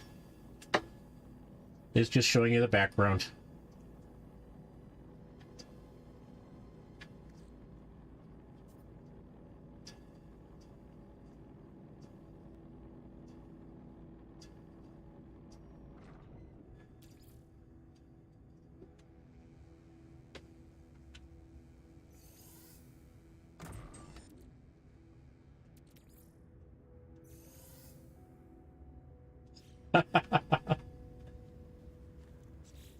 I think I've done that a few times too. All right. So, we didn't even use a full stack of frigate fuel for those missions. So I had created a second one of these, and I had either one of these or one of these, doesn't matter which. And we are now down to just 10 of these, so, and one of each of these, which means we're effectively just under 11, 50,000 or 50 tons, under 11 tons, and we had 20, at most 21 tons, so not too bad.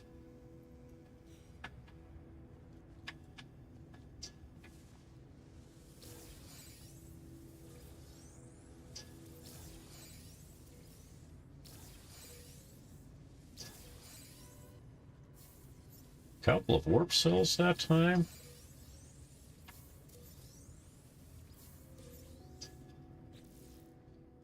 All right, so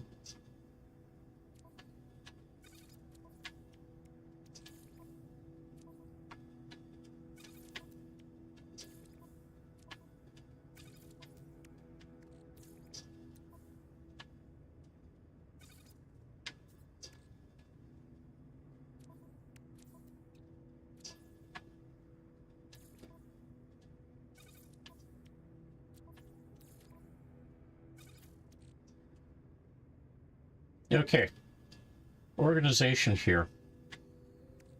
These are things I put in my freighter. Because I have the matter beam, I can bring things in, or collect some things from my freighter no matter where I am. But the only things I can collect if I'm remote is stuff that's in my general category. The storage containers I can collect from anywhere in the system that I'm in when I try to pull from my freighter. So I set up these. I need because and I can put in, for example, if I've got the blueprint for drone or smart drones. Oh, okay. A holographic analyzer. Let's say I want to make a holographic analyzer. I just need to craft one of these, and now I can make the holographic analyzer. If I have it here, when I'm setting up a mission that can use it, specifically a exploration mission, I can put it in, or give it to the mission. If I have it in a storage unit, which is generally where I would put them, it's not going to be available when I'm building it.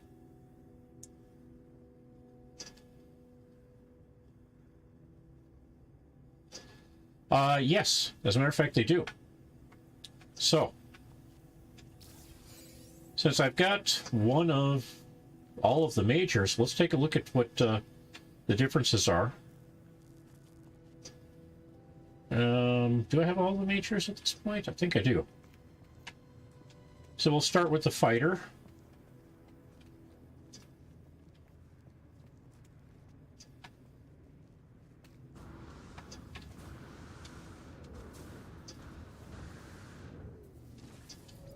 So, if you take a look at these stats over here, fighters have higher damage potential, lower shield strength, basically fairly low hyperdrive range, and fairly high maneuverability. Your pulse engine upgrades affect maneuverability, and it's the only one that I know of where you can have more than 3, plus your engine to improve that. Hyperdrive range obviously is affected by your hyperdrive options. Speaking of which, let's fix that up here a little bit.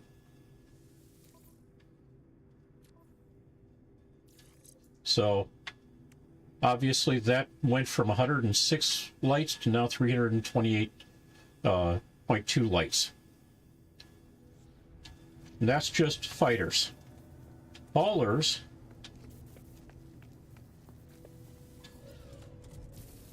have a little bit different of a mix. Their damage potential generally is lower. I've got a whole bunch of positron ejector modules in. That affects my damage potential here. But where the hauler excels at is shield strength.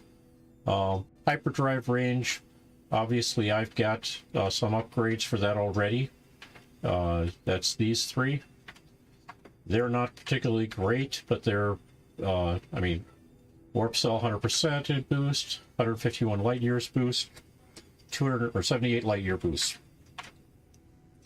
X-class upgrades generally don't have or don't give you as much in the way of upgrades as A, B, or C, or S, but they do give you some.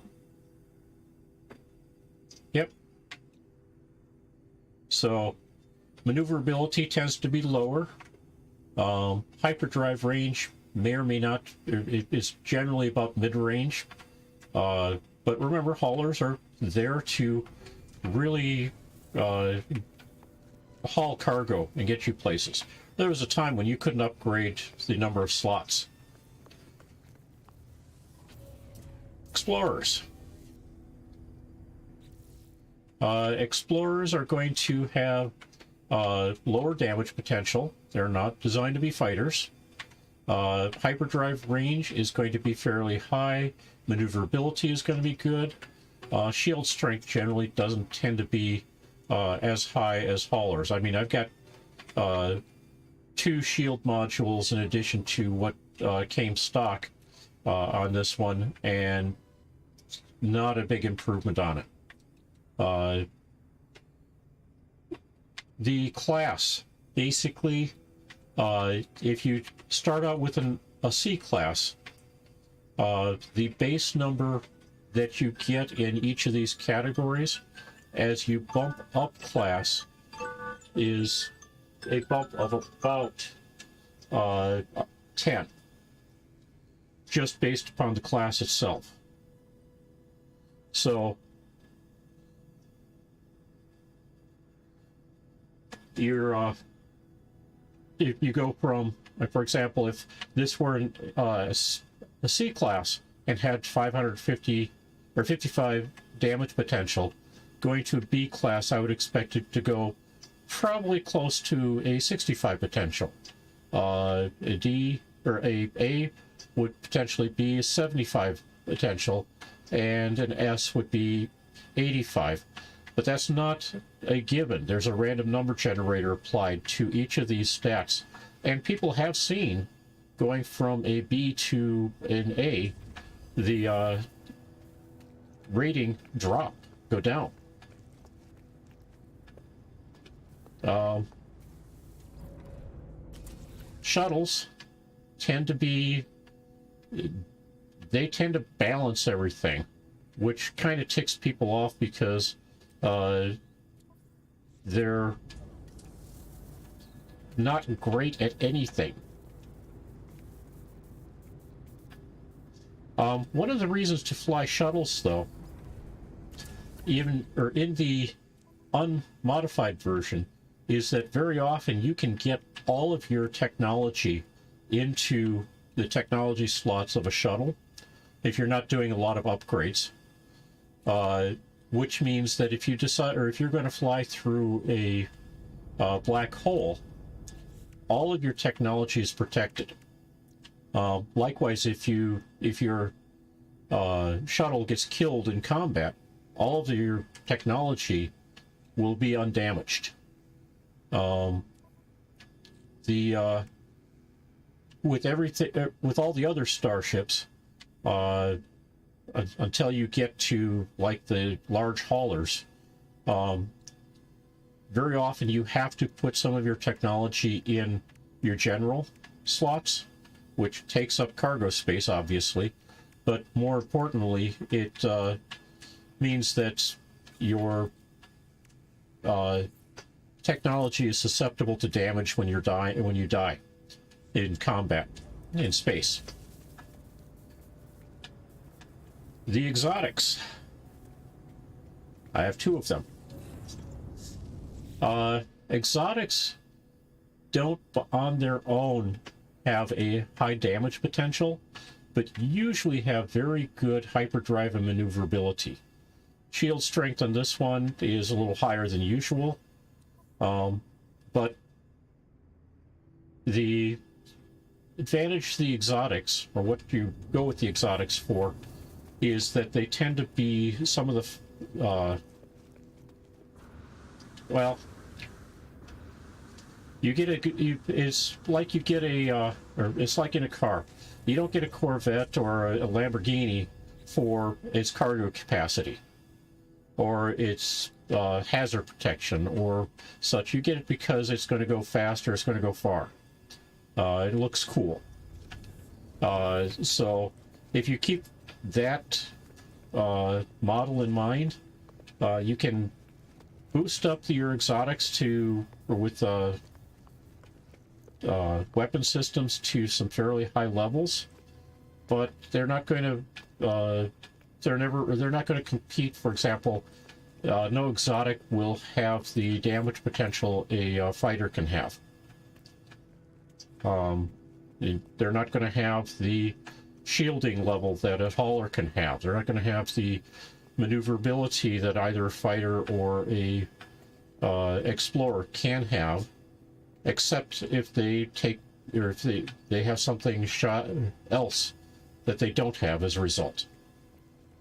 All right, it's time I started setting up a farm here. So I need a bunch of these. That's more than I need for initial setup, but let's do this. I'm going to be putting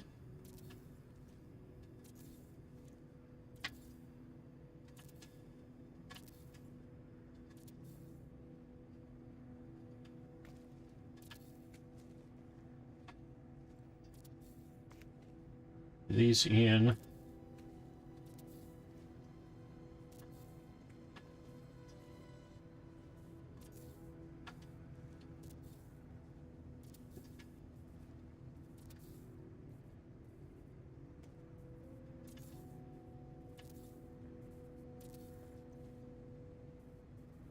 I'm out of carbon.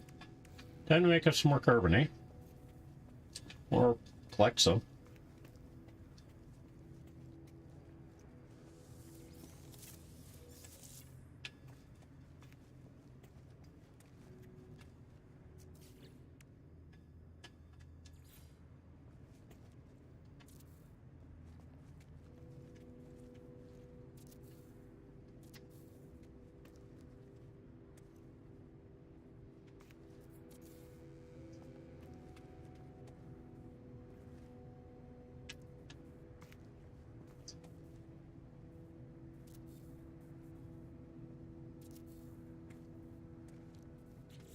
Carbon is what I'm missing again. Okay. I can wait the 15 minutes or so that it takes that carbon farm to produce more carbon. Or I can walk over here, walk down the steps,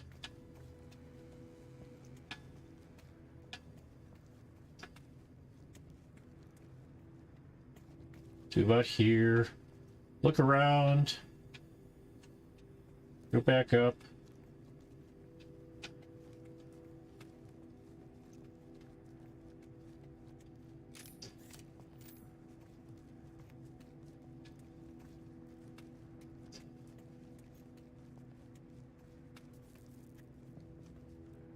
And get some more carbon.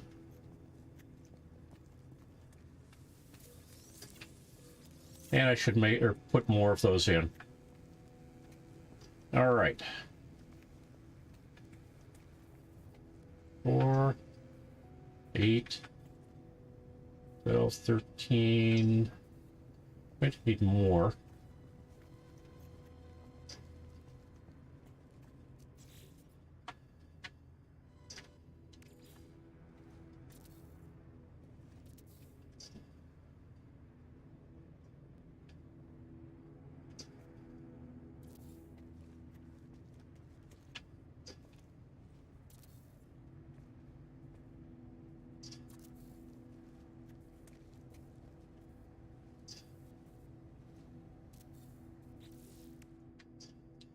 All right.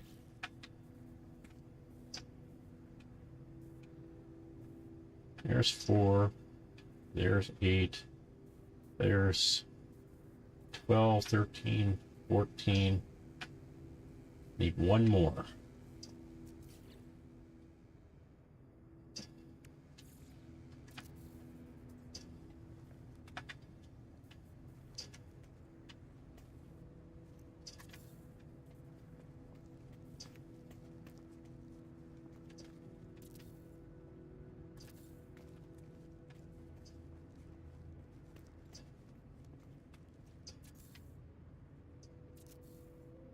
All right.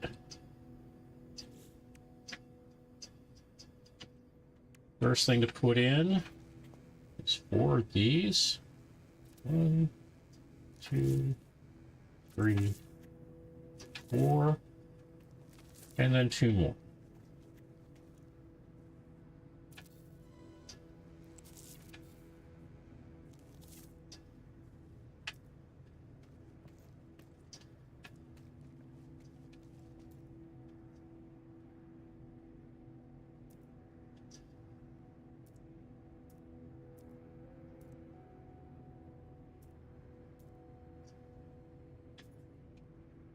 Now, I've got 4 of these. I need 8 of these, but I don't have the gamma root. So, this is where having the refiner works.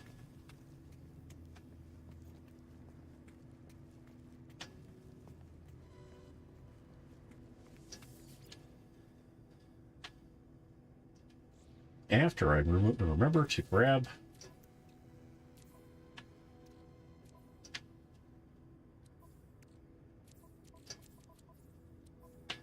about half of this. Not even half, actually.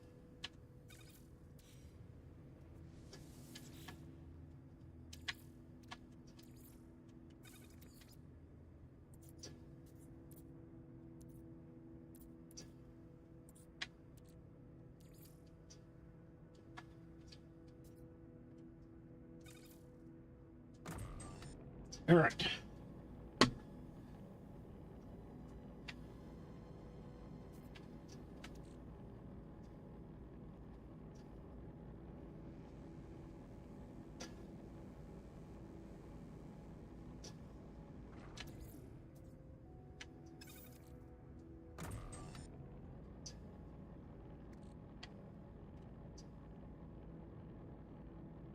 So I'm going to need 12 of these. And we find out from here that I need 50 gamma root per, so I'm going to need 600 gamma root.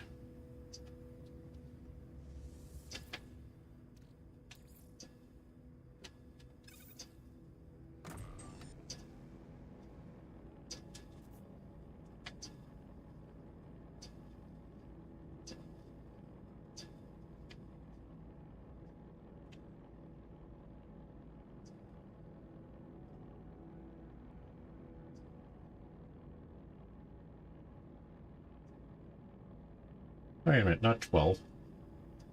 8.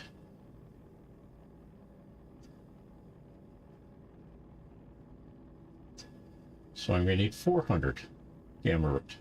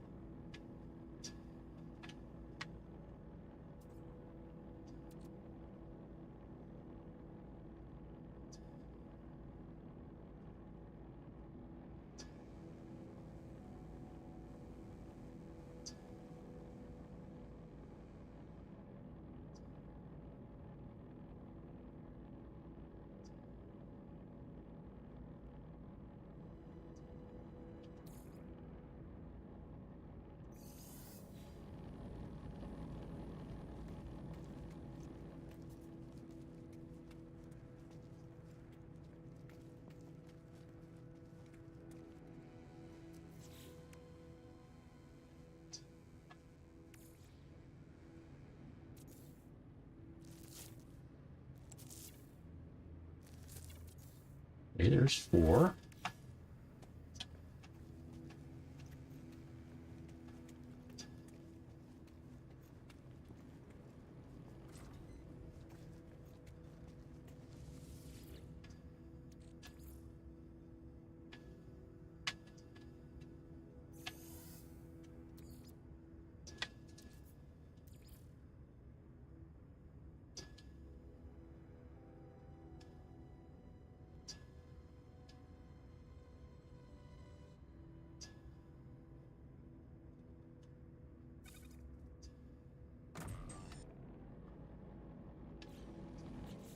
That's going to get me 200, so I'll put the rest back into storage.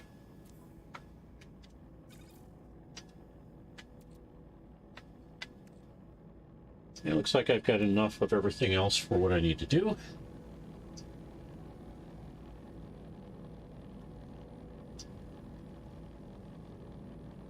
With the possible exception of Mordite. Well, yeah, I've even got enough for the Mordite and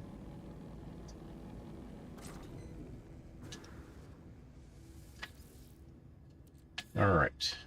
This goes into the exosuit, this goes into the freighter.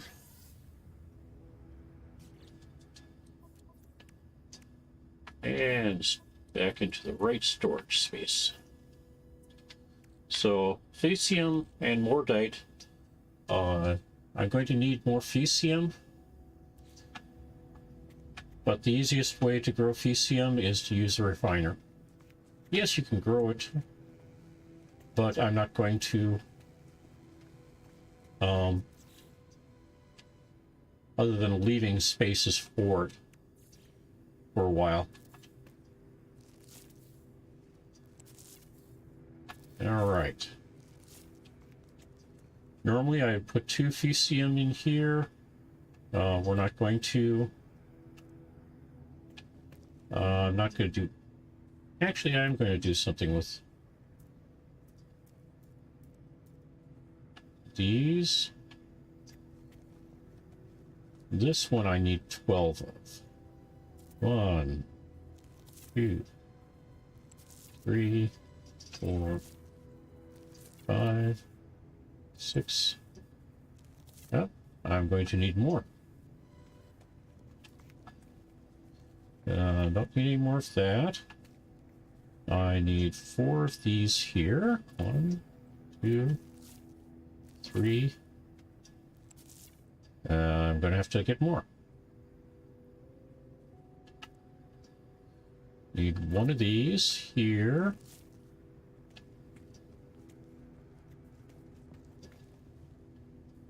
And I believe those 2 will be fine there. Starboard and bolt.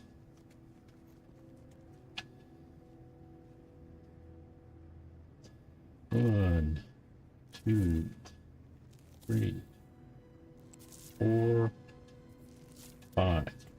So I'm going to need 3 more of that, I believe. Let's see. Yep.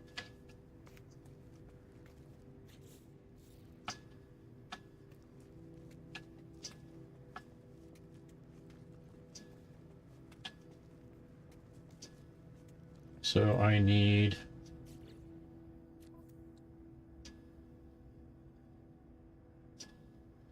Hold on. Lost track. I think I just need one more selenium plant. Yep, one selenium plant. And 3 more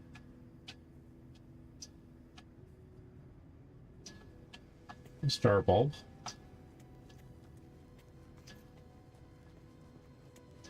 So for selenium, I'm going to need to grab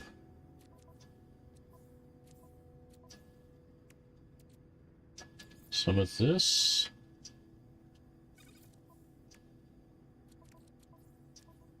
And we'll speed it up a little bit with some of this. And then for star bulb, I need some of this.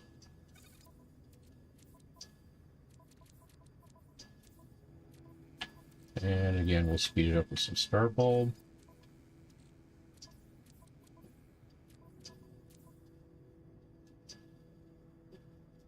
Oh yes, mushroom.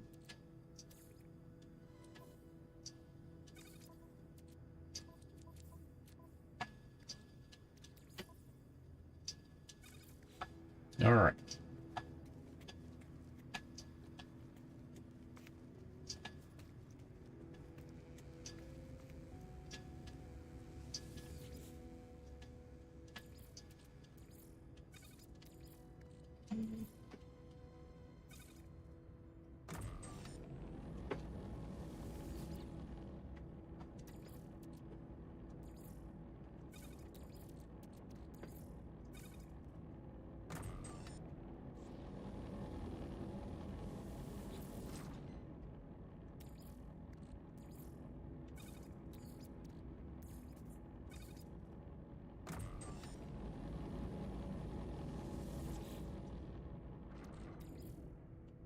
That should be enough of that.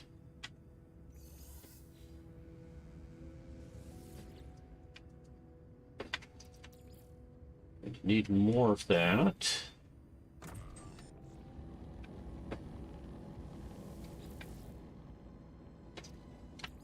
Definitely going to need more of this.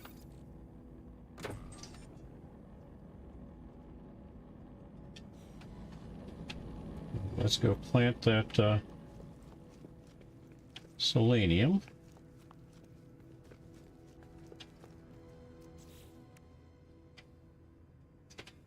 Solar vine. Okay, we are done with the solar vine and phosphorus. Or selenium and phosphorus.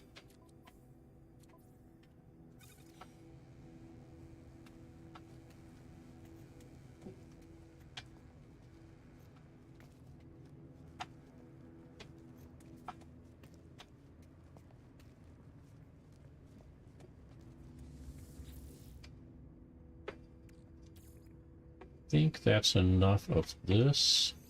We'll see in a moment here. But I know I'm going to need more of this.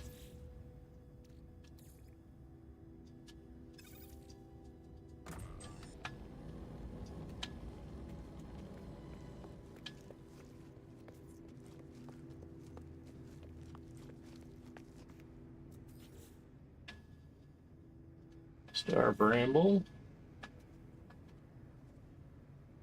It's 1, 2, 3.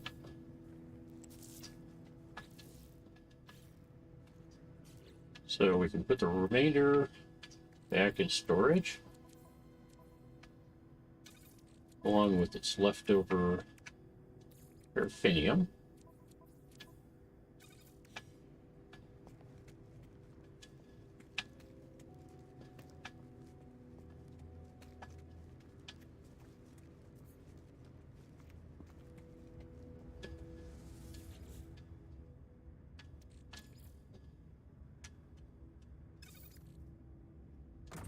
And now we just need Some more of this. I don't remember if I need 200 or 300. We'll go up to 400. There's nothing wrong with keeping some of it in storage.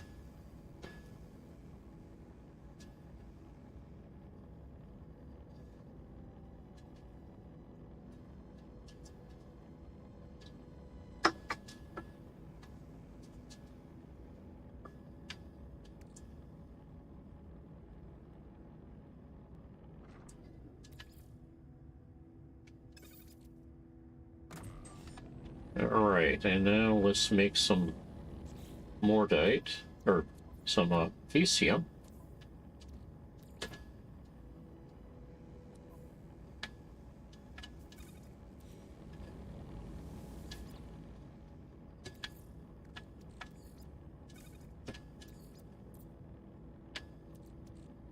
Yeah, I'd have to...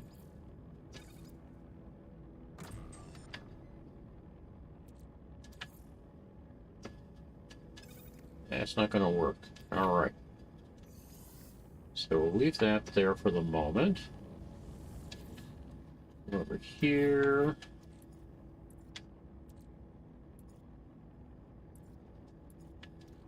Grab half of this.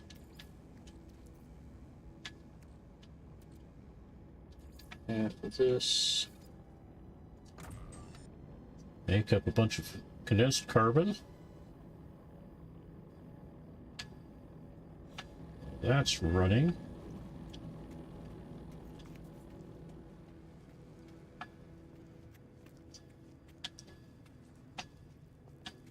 Let's go, and through the magic of not even leaving the floor, see if we can get the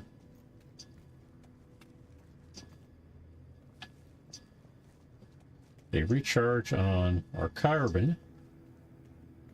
That left the floor. Hey, Cap. Or Admiral.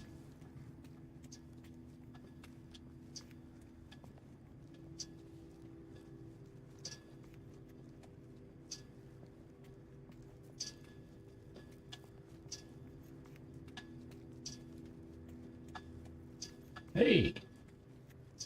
And now we'll have to try again to see, or later to see if just going onto the bridge and back was enough.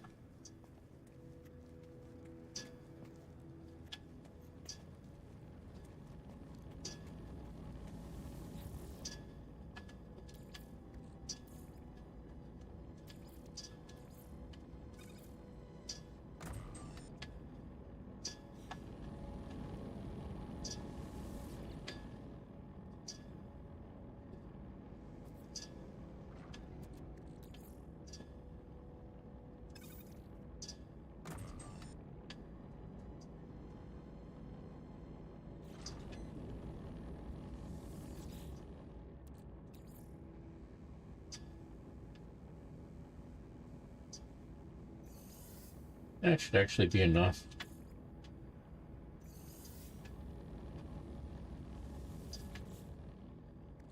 That's definitely enough.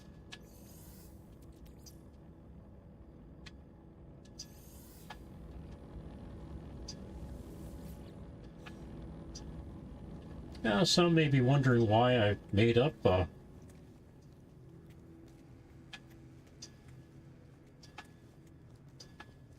ECM. Don't need it. So we got 2, 4, 6. I need 6 more, so that's 300. Think, yep. 1, 2, 3, 4,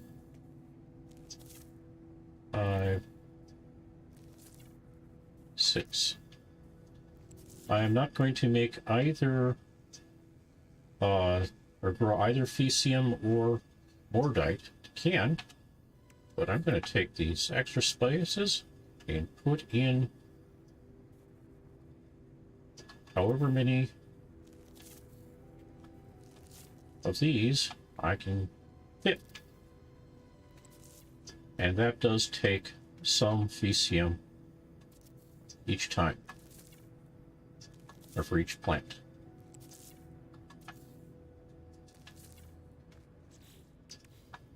All right. And that is going to be my garden. I will make another of these at some point. I can easily add that in over here because eventually I'll need two. Well, what each of these gives me is the material to make living glass here, circuit board here, liquid explosive here.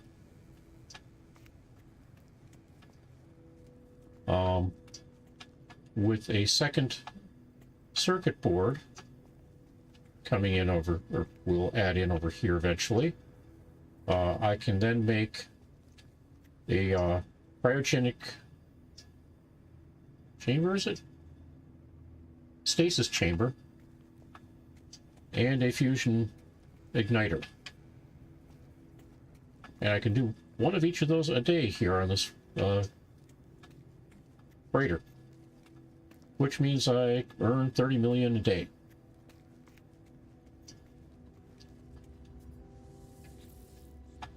That's empty. Okay. This goes into capacity.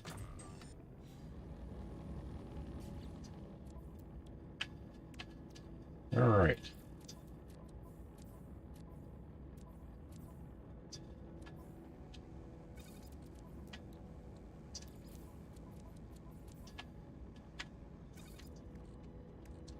And if you're not aware of how you make mordite, is you make up your Fecium, and then you put it in the refiner.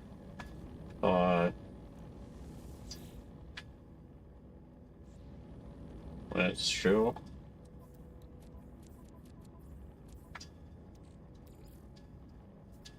Let's grab just 28 Fecium.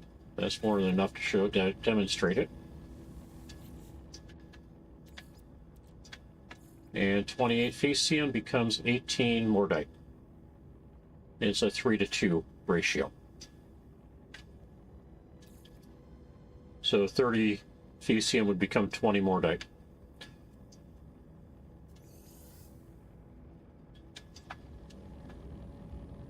And that process is significantly faster than either harvesting it on the fly or making or growing it, because the mordite plant takes 24 hours to grow the mordite needed for one of those fusion accelerants, or not fusion accelerants, one of the liquid explosives.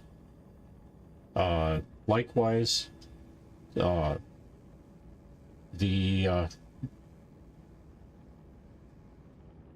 plants for making or for growing Fecium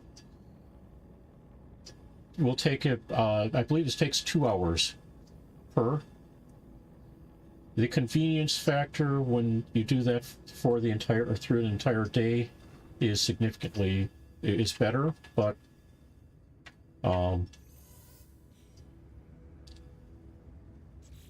it's not significantly, or a significant improvement as far as I'm concerned. All right, this goes back here.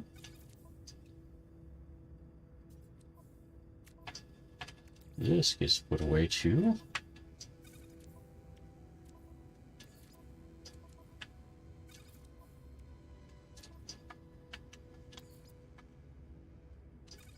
Although now I've got the carbon, I can make that second circuit board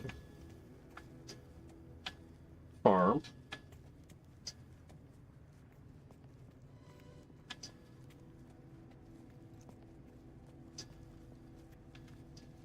This one I'm just going to do with these. 1, 2, 3, 4. That gives me 16 slots. I can make 2 more apparently. Again, I need 1, 2 of these. I can't make any of those right now. Need 1 of these. And I'm going to need more star bulb. So I need a star bulb and... Oh, wait. I can put in...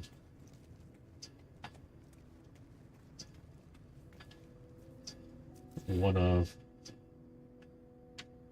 these here. Yep, I need... Nope. Let's figure out how much I need of each. So I need 4 of these, so I'll need 200. And I need 8 of these, so I'll need 400.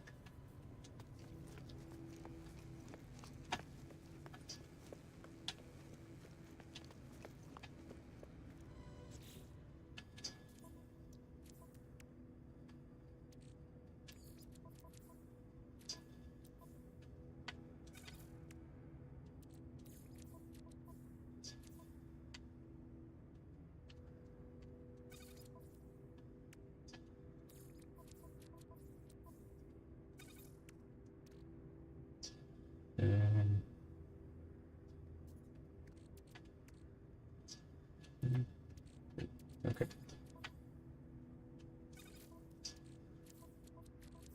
Mentally drawing a blank on how much of what I needed.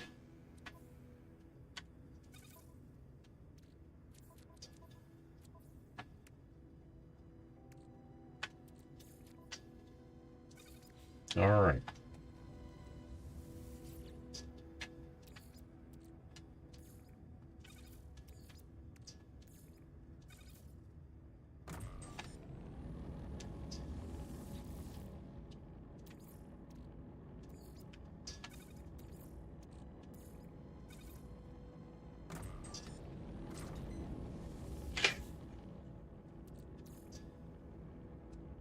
Looking for 200 of this. 400 of this.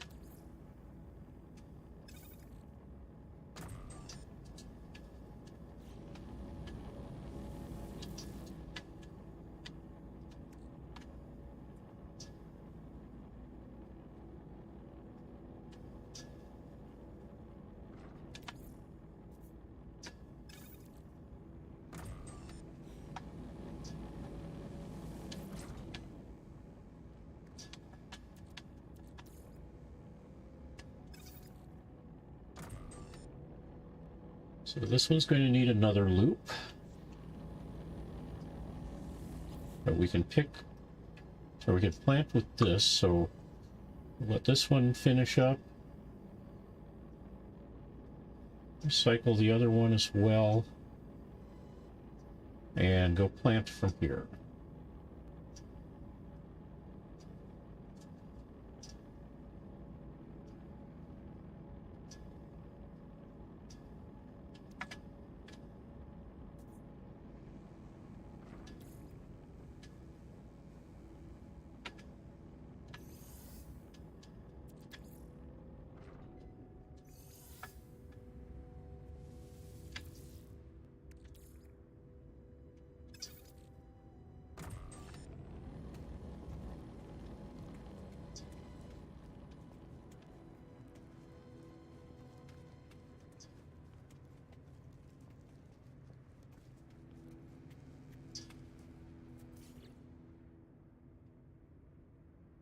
Okay, we're planting selenium. 4 plants.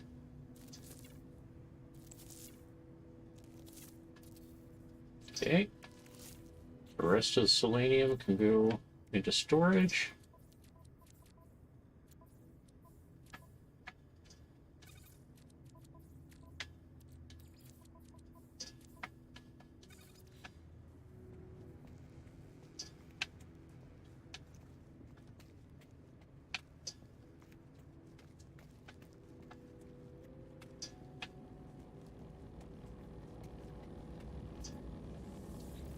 and move its phosphorus in with it.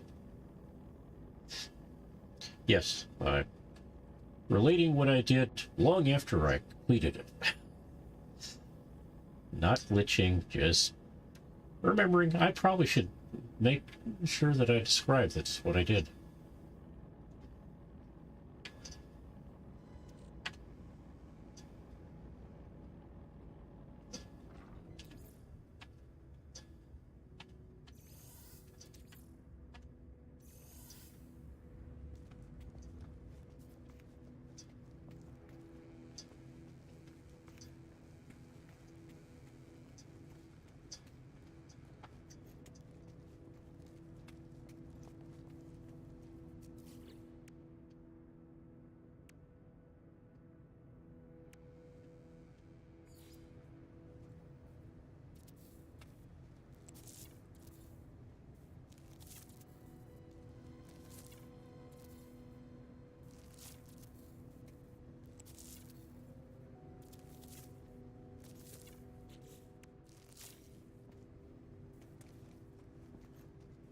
All right, and that is as much farming as I really want to do on a freighter. I will put in more carbon standing planters, though, because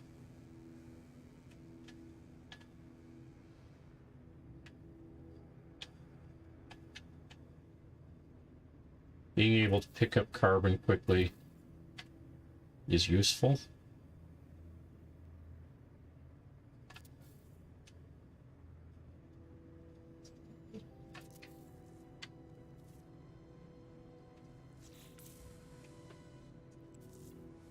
To the point if I can pick up the carbon I need to put in another 4 planters, I think. Oh, no, I'm missing metal plating. So, let's put this stuff away.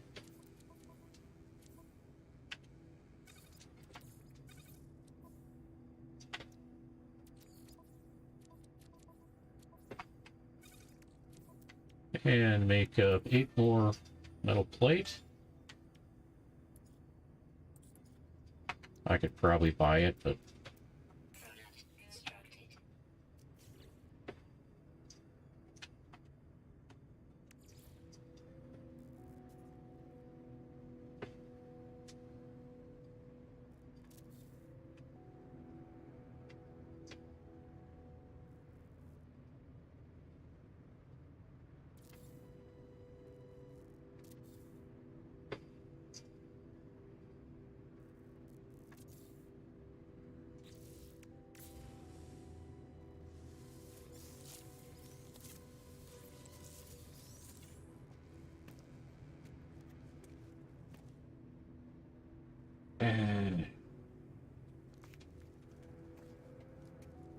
suppose I should neaten these up sometime. I'm not going to worry about it today. And all of this, this will be ready in half an hour. This will be ready in 4 hours. This will be ready in 4 hours. That will be ready in 15 hours.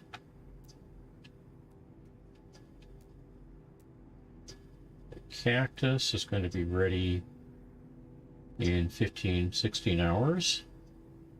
Selenium will be ready in 15 or 16 hours.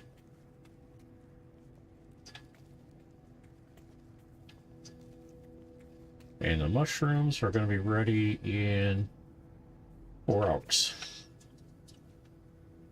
But I'm not going to stick around today for that.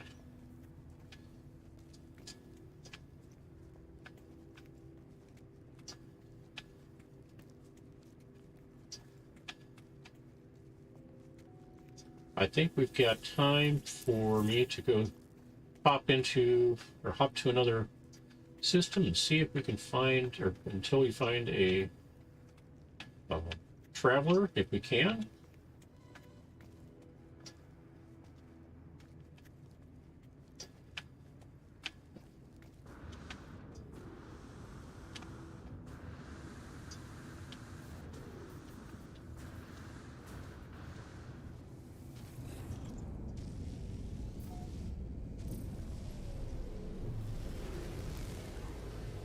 As to which is the best starship to fly, not going to make a commitment on that. Everybody I know has a different opinion on it as to why some starship or another is a better starship. And again, I'm not going to claim any of them are wrong, because honestly, it is one of those things that kind of is dependent upon the person. All right, we are heading for the bright spot in the universe, or in our universe. And we're just going to go until it tells me that I can't go any further. There we are. And now we back up and find a top tier system. And I am not going to complain or require it be any specific race, just as a top tier.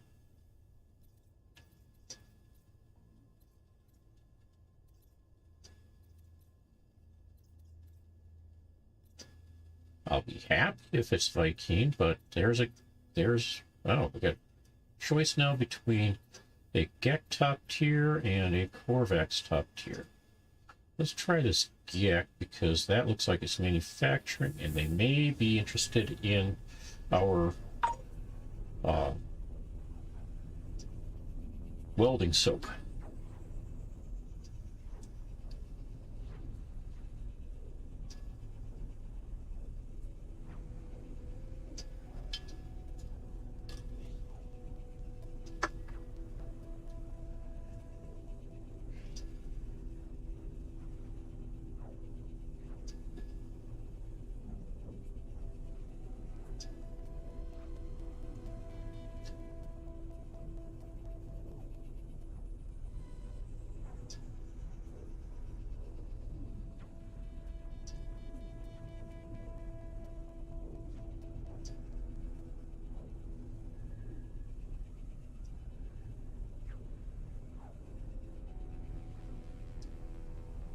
Okay, for future reference, this will probably be my Saturday morning or Sunday morning save for gaming on Sunday mornings.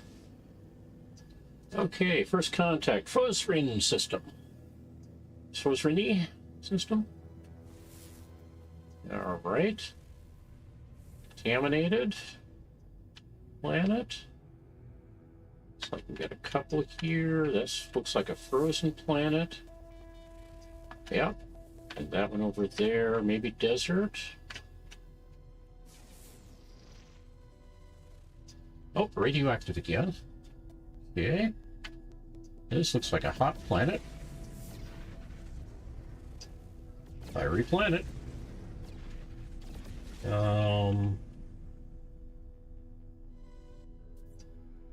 Temperate.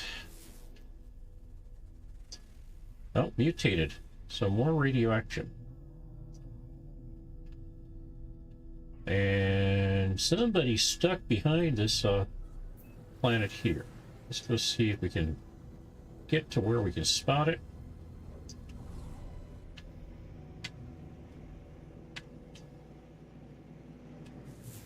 Around possibly desert. It's rainy planet, star bulb, high sentinel activity.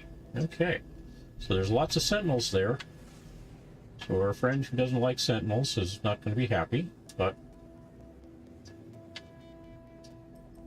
again, we're here for something else, which is to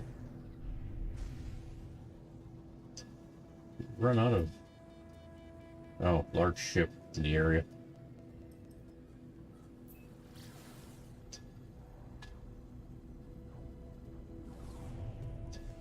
We're looking for a traveler.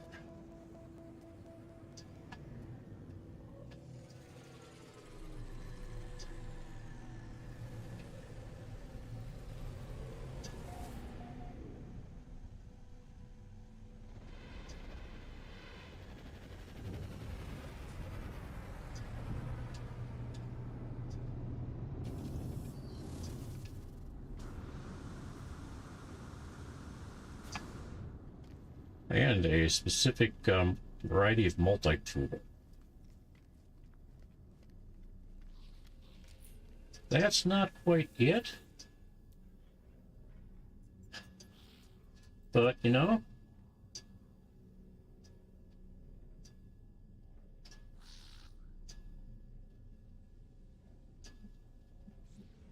I don't think so. What have you got in the way of multi-tool modules?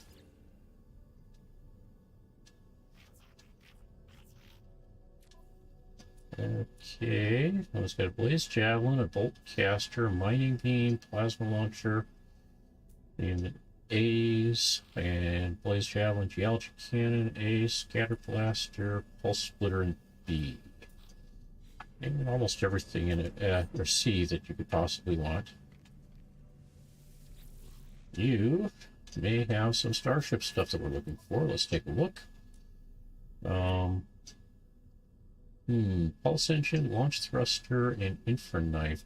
Let me grab that launch thruster from you.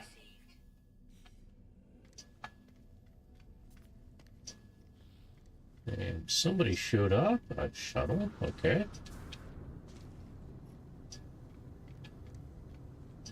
Now, this is going to be top tier, so you should have 4,000 of the consumables and in the neighborhood of 100 to 120 of the products. So let's see. So, yep, hundreds. Well, to 142 looks like. Not that much of life support, but it varies. And then consumables are like sodium, oxygen, cobalt, ferrite, dust. These got in the 3,000 to 4,000 range, including in silver, copper, and okay.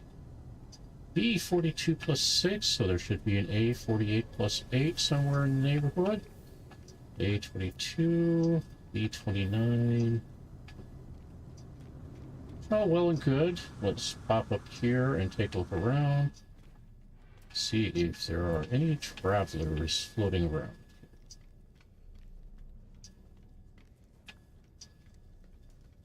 There is a traveler.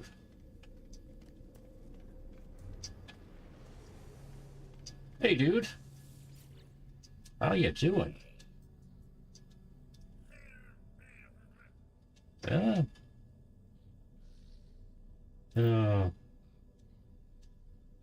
Oh, well. Stay with them to the end.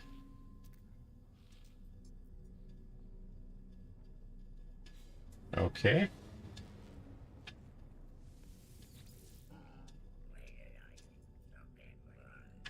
Where did you come from, dude? Offers directions to a place of interest. All right. Let's go visit that place of interest. So is this going to be on a radioactive planet, a hot planet, or one of the others? Oh, and another diplomat. It's going to be on the frozen planet. All right.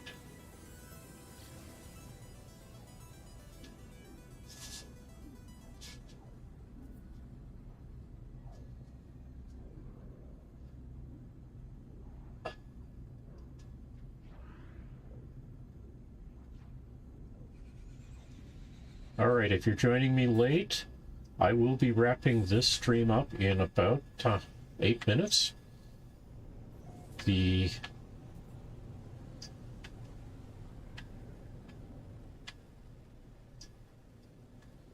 reason I won't be going beyond that is that tonight is one of my work nights.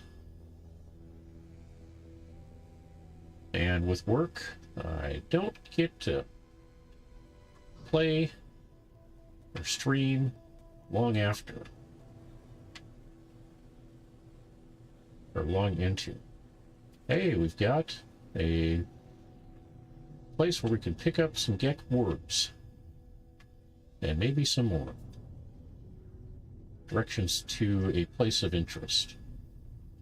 All right. But now, yeah, we got these large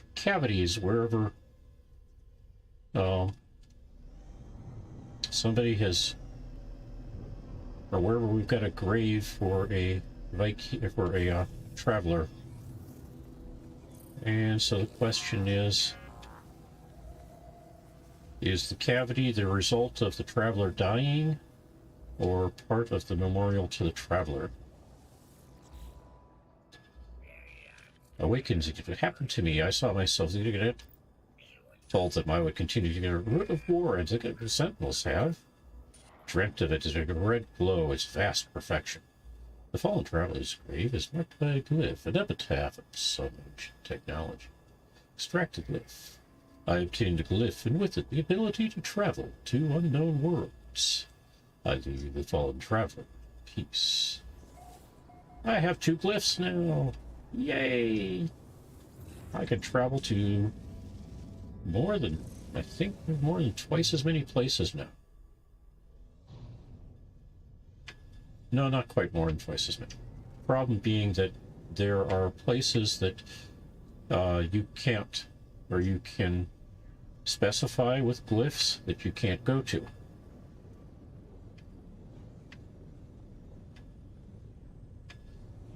Although it could be that you could go to almost 4 times as many, thinking.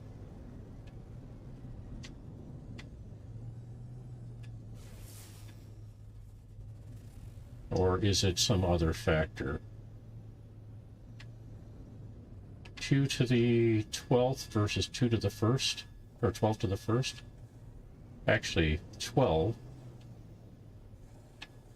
Or 2 to the 12th. Actually, 1 versus 2 to the 12th. Possible places that you can go to with 2. Nope, not this one. I'm looking for someplace else.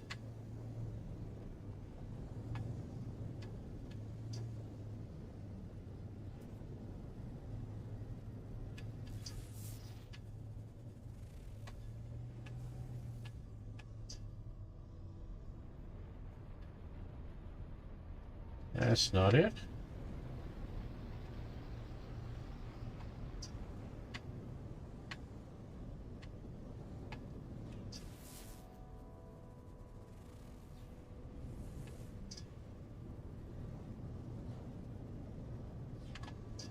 Well, that would be nicely. Do nicely.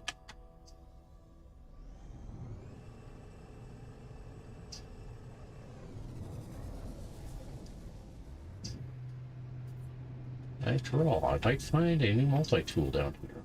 Let's see.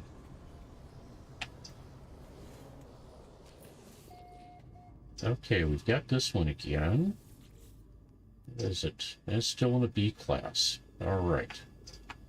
So, let's see if reloading will get me something else.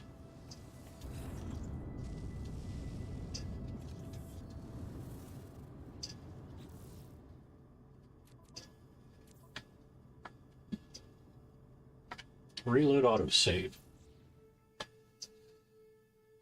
Yeah, I can potentially run a few minutes late, but I can't run hours late.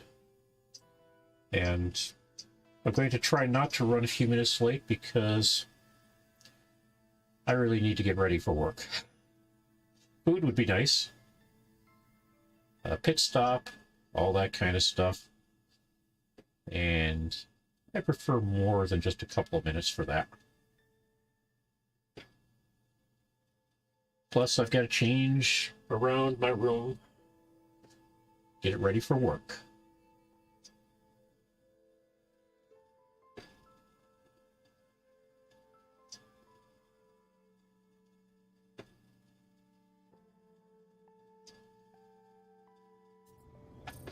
All right. Hey, dude. Well, we got a different multi-tool. B class, not more space. But neither of them are really what I'm looking for. So I'm going to abort the getting anything more from him, or from here, by grabbing some nanites. All right. So, to wrap things up, I'm Rusty. Thanks for joining me. I'm actually going to wrap this up at this point because, you know, there's not much more we can do. We'll go flying. Maybe we'll find a place we can see or find a crashed starship from. I'm not expecting it. In any case, if we don't, I will be running these saves when I play on Saturday mornings or Sunday mornings, and anytime outside of my scheduled runs. I will be streaming a new save starting this next Sunday, 5 p.m. I will be expecting to stream from 5 p.m. till 9 p.m. on Sunday, Monday, Tuesday, and Wednesday.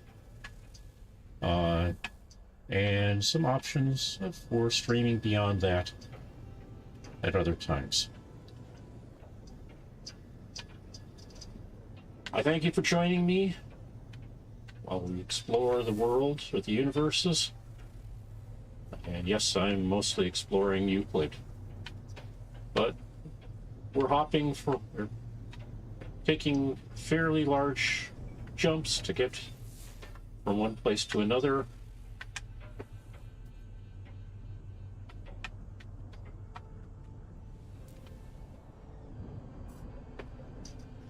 And we'll come back to this place again later. Saved. I wish you all well. And if you stop by, see me in the morning, that'd be great. Otherwise, we'll see you on the next time you stop by. Have a great day. Bye-bye.